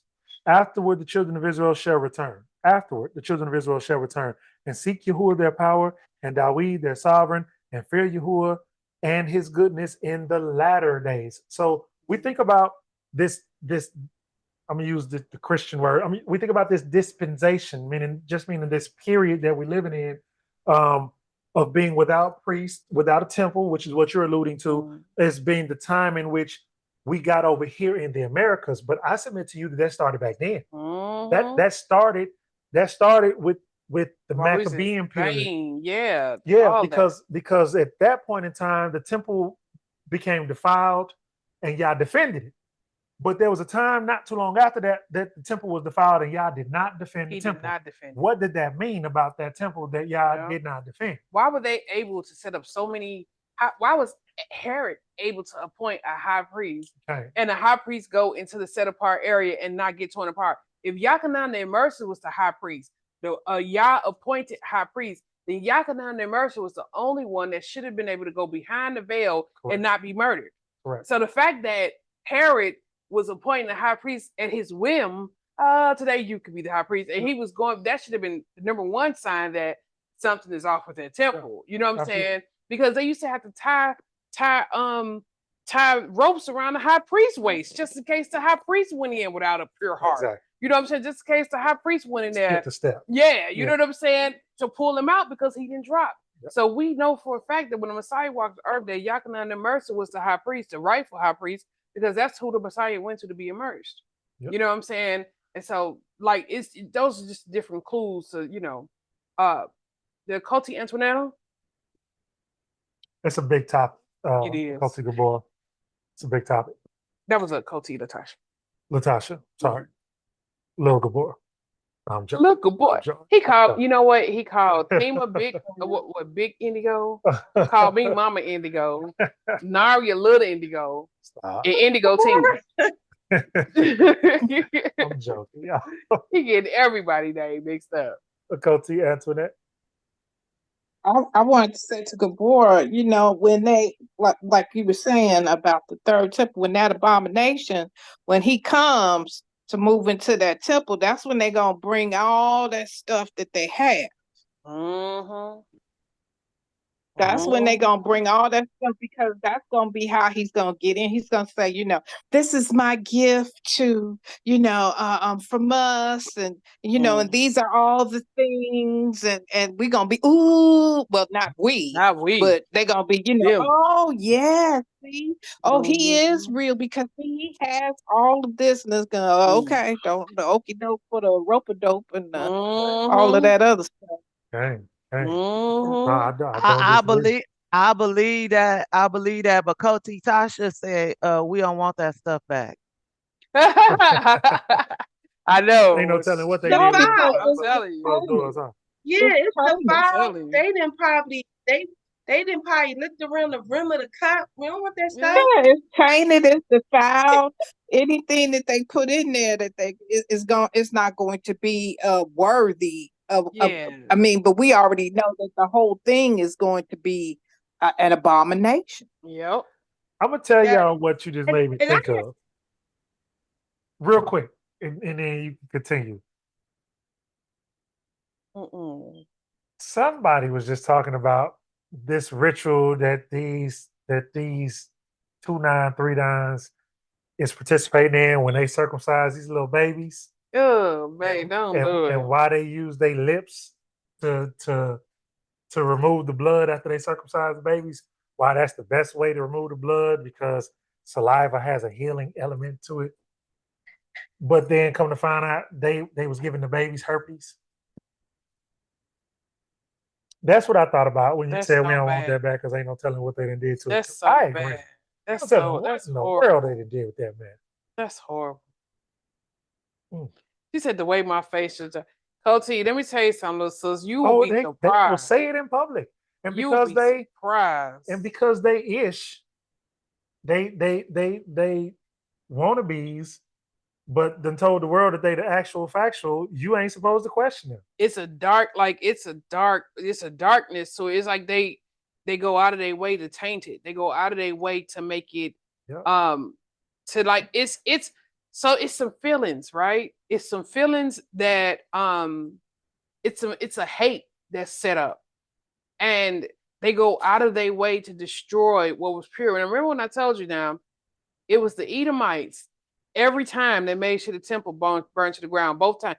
Who was it? What was the name of the Edomite that did it? Doeg. Doeg.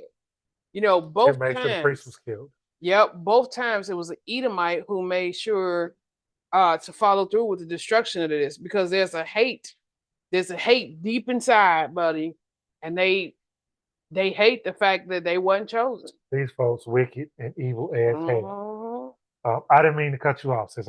I had to share why my face dropped when you said we don't want it back, because I agree. Mm.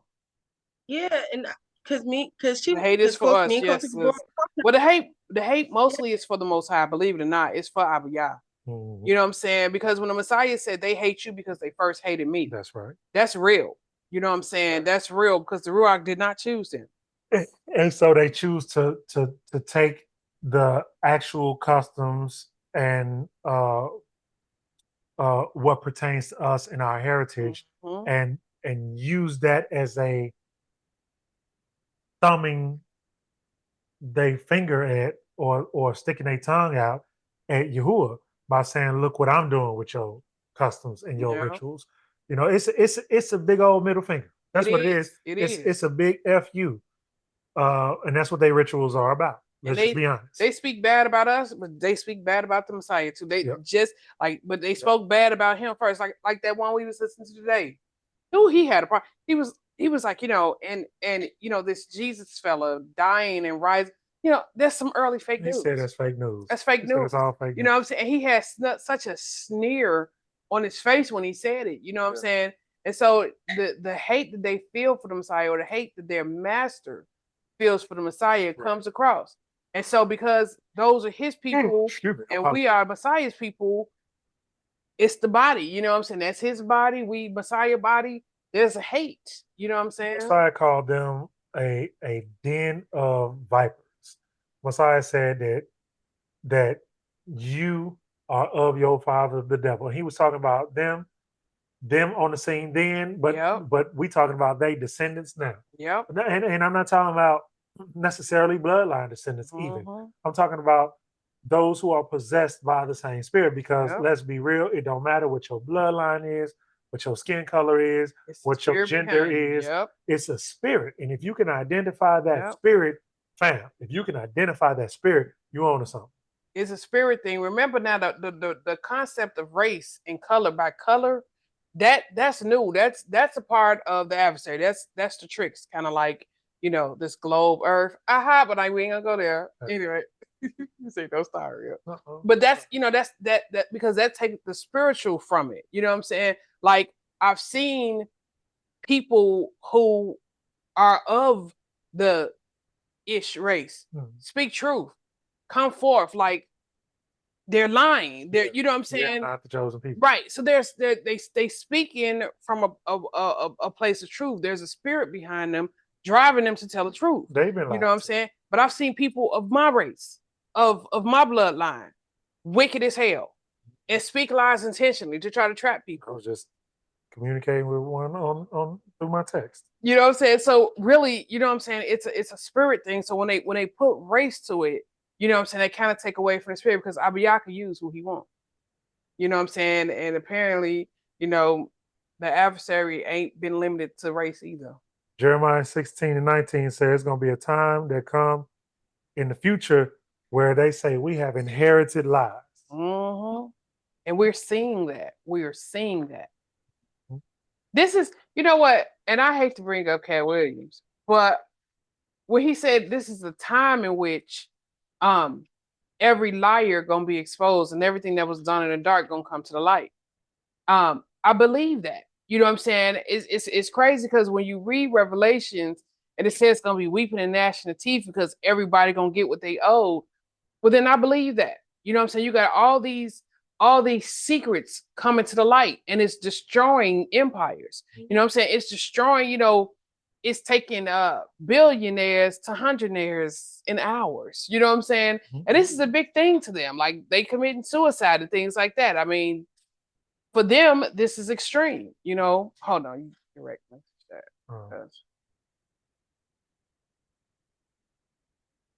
Let me type it. Mm-hmm. Yeah. Okay, sis. Come on up and finish your question, and then I want Akoti Tina, if you could elaborate on what you were asking in the text real quick. Yeah. What was he there? Yeah. What do you mean by that, Akoti Tina? I think Latasha. Oh no, I was just asking as far as like you were saying with the difference of the way they were treating people. Somebody tagged me in well, not me, they tagged Zion, but I read it.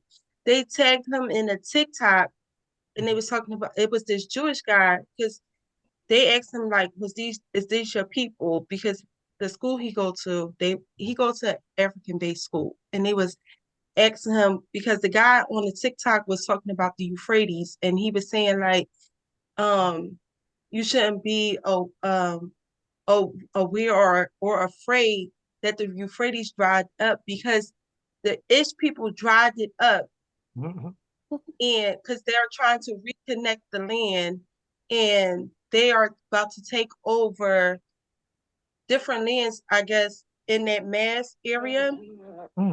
So there's no reason for them to worry. And I'm like, Zion, and because he showed me, and I'm like, well, what do you think? Like, when he said it, he was like, Mom, I know that's a lie because that's not true. And I'm just like, read the scripture. Like, we already know he said the Euphrates was going to dry up.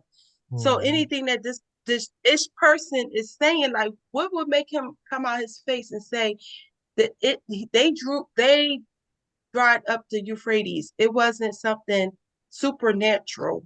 They did it themselves because they're trying to reconnect the land. Okay, how it's done. It's fulfilled prophecy. Yeah, and that's an easy Google search to see when it dried up and how it happened. Right. They're telling everybody else global warming, so they need to make up their mind. They said global warming.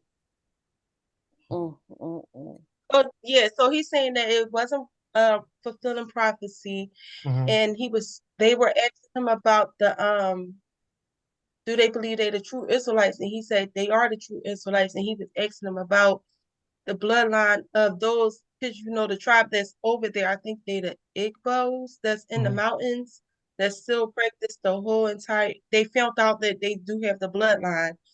I think one of the explorers the land, and then they found out they have the bloodline. You talking about so the they limbo? Was asking about them and the limbo. The limbos, yeah. Yeah, the limbo. Yep. Yeah. Then he was asking about them. He asked about them, and he said, because maybe prophecy is trying to show y'all that this is happening. So the Euphrates was one of the beginning of the prophecy of drying up, and then this was supposed to happen, and then this was supposed to happen. And he was like, no, we're causing all these things because we're trying to reconnect all our land, and we have to eliminate all these people. And you can't really depend on DNA now because scientists want to try to prove something. The next they're gonna tell you don't depend on the Bible either. I know. But they will lie. Yeah. They don't have no problem lying. And I'll tell you something else too. Abiyah don't say how any of these things go be done, just that they go be done. Right. And so his point was irrelevant. You know what I'm saying? The fact that the Euphrates is dry, brother, fulfills prophecy. It don't, like, it's a lot of things that happened in prophecy that fulfilled prophecy that didn't happen like supernaturally. For example, I give you Sarah. You know what I'm saying? When Abraham said, when Yah said that Abraham was going to have many sons, and Sarah, in her knowing this prophecy, went and gave him one of her women because she knew the prophecy said he was going to have many sons. But how was he going to have many sons if she wasn't having no babies? So what did she do? She went and gave him one of her women. You know what I'm saying? Well, I you mean, know, she didn't get pregnant because Abraham wasn't righteous enough right. to Oh, impregnate please. her. You're right. You know what I'm saying? And so he didn't say how it was going to be done, just Right. that it was going to be done. Man fulfills prophecy. Man causes prophecy to be fulfilled all the time. Yeah. Yeah. So Even even whether they yeah, know that Yah is still ordaining, or whether Yah is just calling it yeah, ahead of time. Either way. yeah. You know what I'm saying? Man do it all the time. Most of the time, actually, man fulfills Abiyah's prophecy. So I mean, that's kind of like he must ain't never read the Bible ever. You know what I'm saying? That's irrelevant. Ever. He, Real yeah, he was quick. a rabbi, or they call him a Zionist. Oh, Oh. okay. Well, real quick, Gabora, before you come to the mic, Akoti Tina, help me understand your question when you were asking, was he there? We talking about Messiah? No, what it was really a sarcastic Oh, Okay. question. Yeah. I find it at the highest level of irresponsibility for somebody to say the Bible is unreal and they never read the Bible, or that Yeah. Jesus never raised from the dead and they Yeah. wasn't there. And that was the Yeah. thing. Oh, you was there, so you Yeah. know Yeah. he didn't get up. You I know what I'm got saying? So how can you state that? You know, that it was really sarcastic. So I that's got just you. I got you. I didn't want I got y'all to go on that. Because you know how people pontificate on that kind of stuff boggles my mind. Like, you know, Yeah. dude, really. Yeah. Do they No, have I an agree. agenda? Like most time they do have an agenda. They work for their father, the adversary. You know what I'm saying? And they have an agenda. And the same hate they have for the Messiah, they have the same hate for us. And the same smear campaign they use to smear the Messiah, it's the same smear campaign they use to smear us. That's how you know we his people. Yeah, like I look at the wording that they use, and wordsmiths. There ain't no wordsmiths like the Revelation 2939. Revelation 2939. That's why they make great attorneys, because they can take words and they'll use their words to cast a spell on nations because of the way they use words. So cleverly they do. You know what I'm saying? And so it's like, you know, you really have to, when you speaking with a Revelation 2939, you really have to stop them and make them deal with one subject at a time, because they'll use words to try to trip you up, to try to cast these spells on you. So you like, you know, we can have this conversation, but you're not gonna railroad me with your words. We're gonna deal with one topic at a time so that you don't do your sorcery. That's the only way this conversation works. Exactly. You know, Koti Gabor.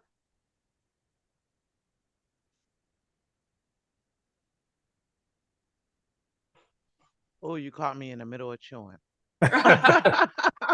Well, you seen, I had to apologize when we first started our video. I was trying to hurry up and get my food in. All good. When Koti Latasha brought up the Igbo and everything, she triggered my next thing. So when we were reading about how Shlomo was talking about the different, you know, calling in the different tribes for different things and what they you know, in what they specialized in.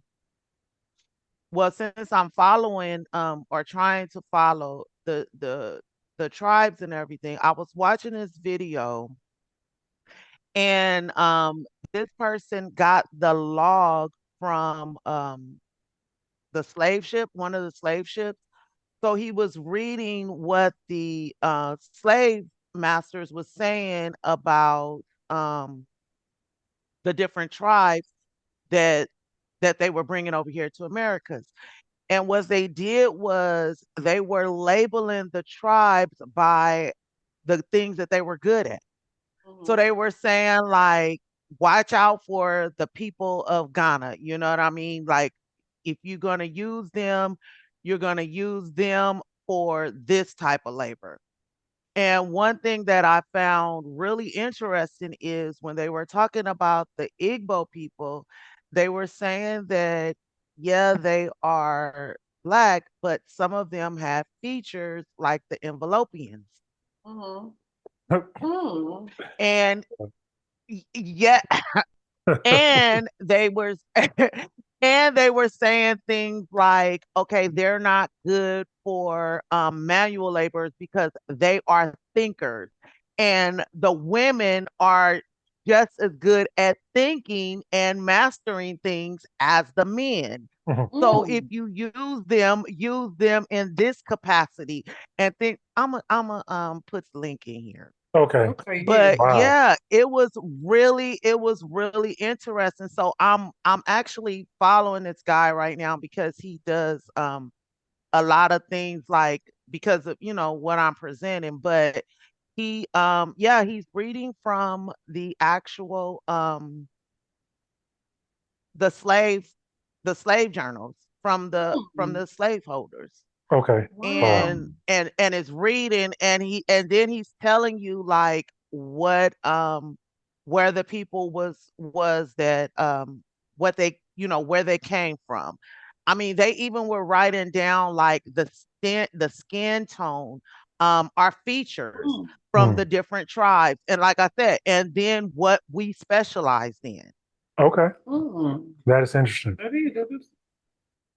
Yeah, please do share that link. Yeah. More envelopians wearing their head again.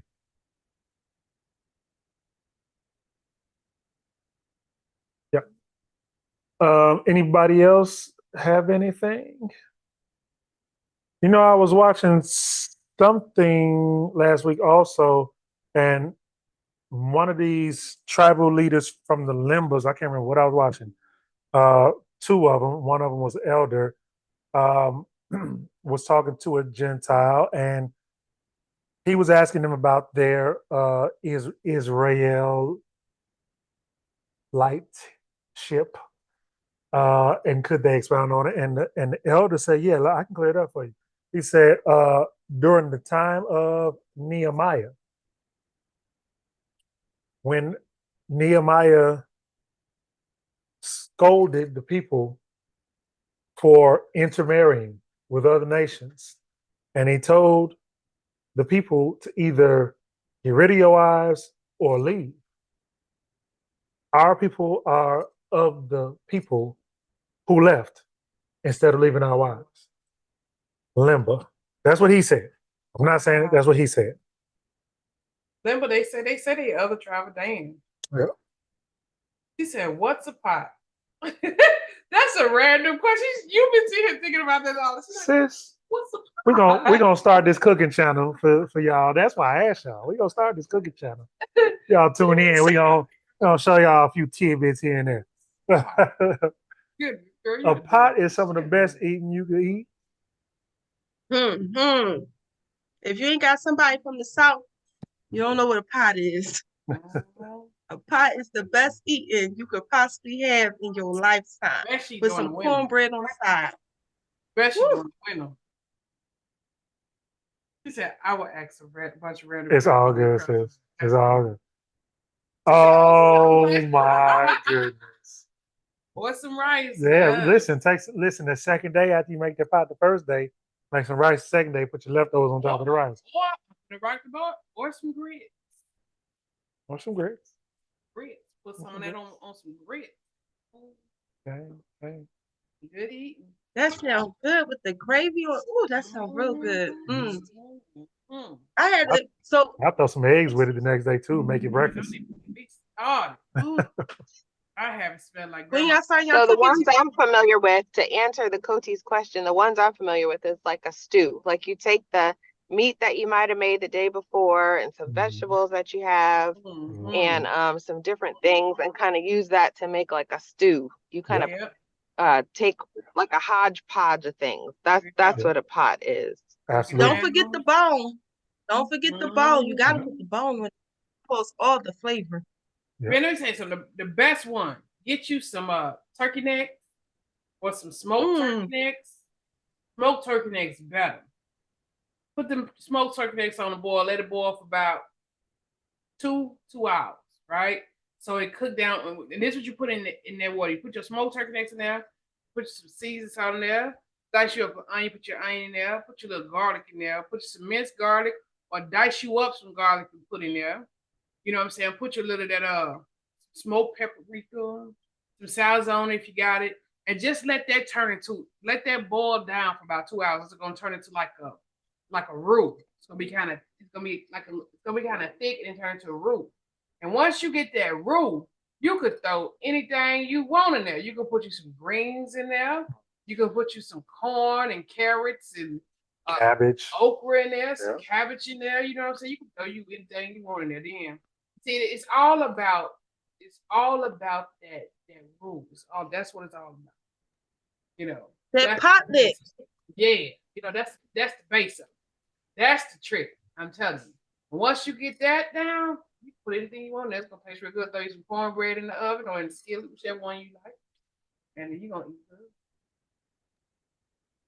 It's that pot lick when you put all that stuff in there and then you pour it out and put a little bit of juice on top of whatever you eat it. I'm telling you, I like it on some homemade cornbread. And put it on top of that cornbread. It's the best thing you ever had in the world. That's that pofo. Kosi, you never had a pot?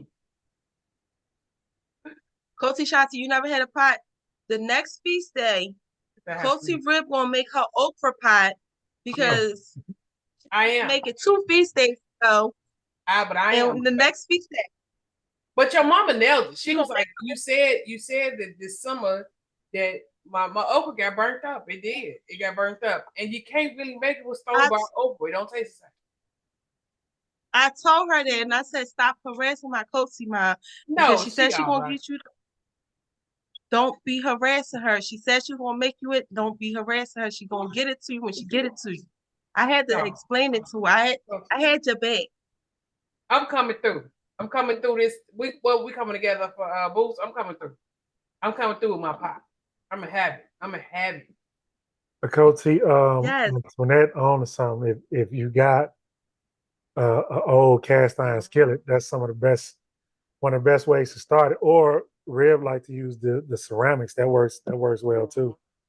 But yeah, a pot. I mean, a pot is whatever you make it, sis. Like Coachy was saying, Coachy Leslie. I would even consider what a Coachy Christine made a pot. Technically, when you make some chili, it could be from scraps and from leftovers, and that's how a pot is. What you got? What you got in the refrigerator? Yep. It's the poor man's meal. So whatever you got in the refrigerator, especially when you're dealing with children, they like to waste stuff. So you say you'll make chicken, corn, and mashed potatoes one night. Your children eat the chicken there, eat the mashed potatoes, leave the corn. They go in the pot. Oh man, that make a good pot. You know what I'm saying? You throw that in the pot. I seen my aunt darling. Let me tell you something. Let me tell you who was a vet at making a pot. Them ones born between 19. My aunt Dolly had to be born in the 40s. I seen my aunt Dolly make a pot from old spaghetti. And it was good. You can do that. Sis, no, I'm not doing it. I'm done. This is what we're gonna do. We're gonna let these youth take over. We're gonna let the youth take over and do them videos, and we'll be in the background tasting. I'm gonna eat. That's what they told me. Just eat it. That's what I do best. I'm gonna eat it, but it's easy, I'm gonna tell y'all something, especially, and just to tie this back into like scripture and prophecy and all of that. In this day and age, it's very likely that a lot of stuff that we put in our system out here is not actual food. And if you could learn just some key basics, you can keep very rudimentary things in your fridge that don't cost a lot of money. People will make you think they cost a lot of money, but they don't. And you can eat very well with basics. Real ingredients. Onions. So starches, proteins, and vegetables and fruit. Whatever you like, rice, potatoes, whatever proteins you like, whether it's beans, fish, whatever, meat, chicken, beef, and then your vegetables. And always keep you some onions, some celery, some carrots, and some tomatoes. Some of the best smells in a kitchen in the world come from not even cooking yet, just getting your food started by throwing some carrots and some onions and some celery in a skillet with some butter. Let that sizzle together and see what your house smell like. And then your health will improve so much by either learning how and bell peppers, yes, ma'am. Learning how to bake you a loaf of bread in the morning. Just few ingredients: flour, a little yeast, some water, some butter maybe. Throw it in the pan, bake you some bread, but stop eating bread. Like, because bread is trash. It's killing us. What they call in bread ain't even really bread. It's killing us. Like for the last. You wonder why everybody has gluten allergies and wheat allergies and stuff like that is because the stuff, and Rib actually helped us see this in our household. The stuff they're labeling as that is not the same thing we would have labeled it as, back in the day. It's not the same chemical makeup. So many, like just pay attention to the ingredients and see how many ingredients. Sis, you cook. That's a trinity or a mirepoix. Yes, ma'am. They have a wheat one. They say warning, product contains wheat. Since when they start warning?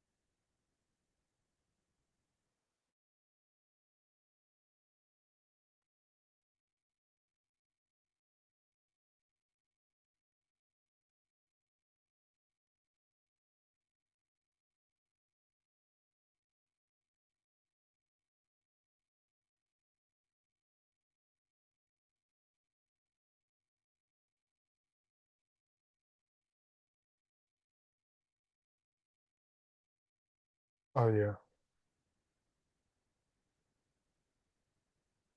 Hey, give us the regular microphone, please, as well. We can hear y'all now. Oh, you can? Mm-hmm. Yes. Really? Yep. Y'all can hear us in this. Go to Leslie, where you at? Y'all can hear us as well as you could before? That's a virtual background. Oh. Okay. I was all in your business. So y'all say we good. I don't have to make a change. Yeah, no, we can hear y'all now. Okay, good deal. Coty Leslie said that's a trinity. Yep. That carrots, onions, and celery, and sometimes bell pepper as well. Down south, they call it a trinity. In France, they call it a mirepoix. Yep. All right, y'all. Y'all finna go. Them tacos calling me. All this talk about food got me. Yeah, we gotta do a separate video on the food. We'll talk in the background while the children cook. We did one. What's that? What was that when you was making that lamb? Was that a Passover? We did one over a Coty, Julia's house too, where I made breakfast. Yeah, that was on Edwina Fort. No, this would because this video I think is really, really old. Mm-hmm. When you made the mango salsa.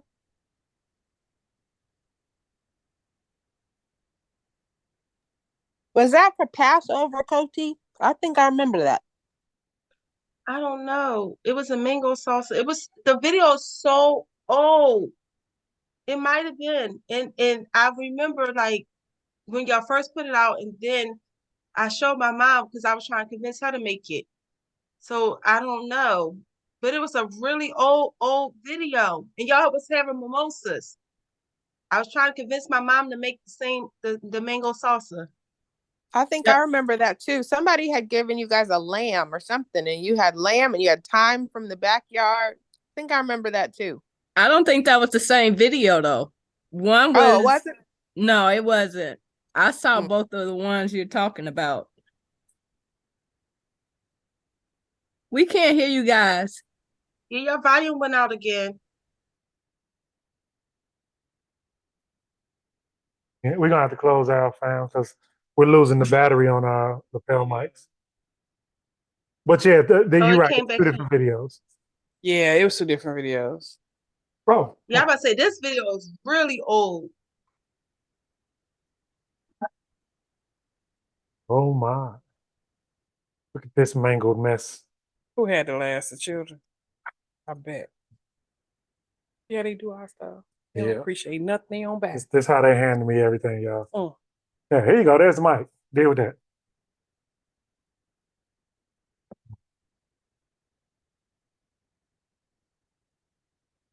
I think this one went out again. We can hear y'all. You can hear you? Yeah. It's not gonna It's last. not gonna last. It's going. The light flashing. It's gonna die. We're losing the battery. Oh. Because somebody in here being long-winded. I'm ready to go and get me a taco. So it ain't me. You can't blame me this time. Shabbat shalom, Koti. Shabbat shalom. Shabbat shalom. Shabbat Yeah. Yeah.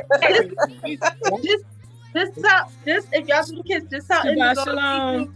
We do that video and then we go from there.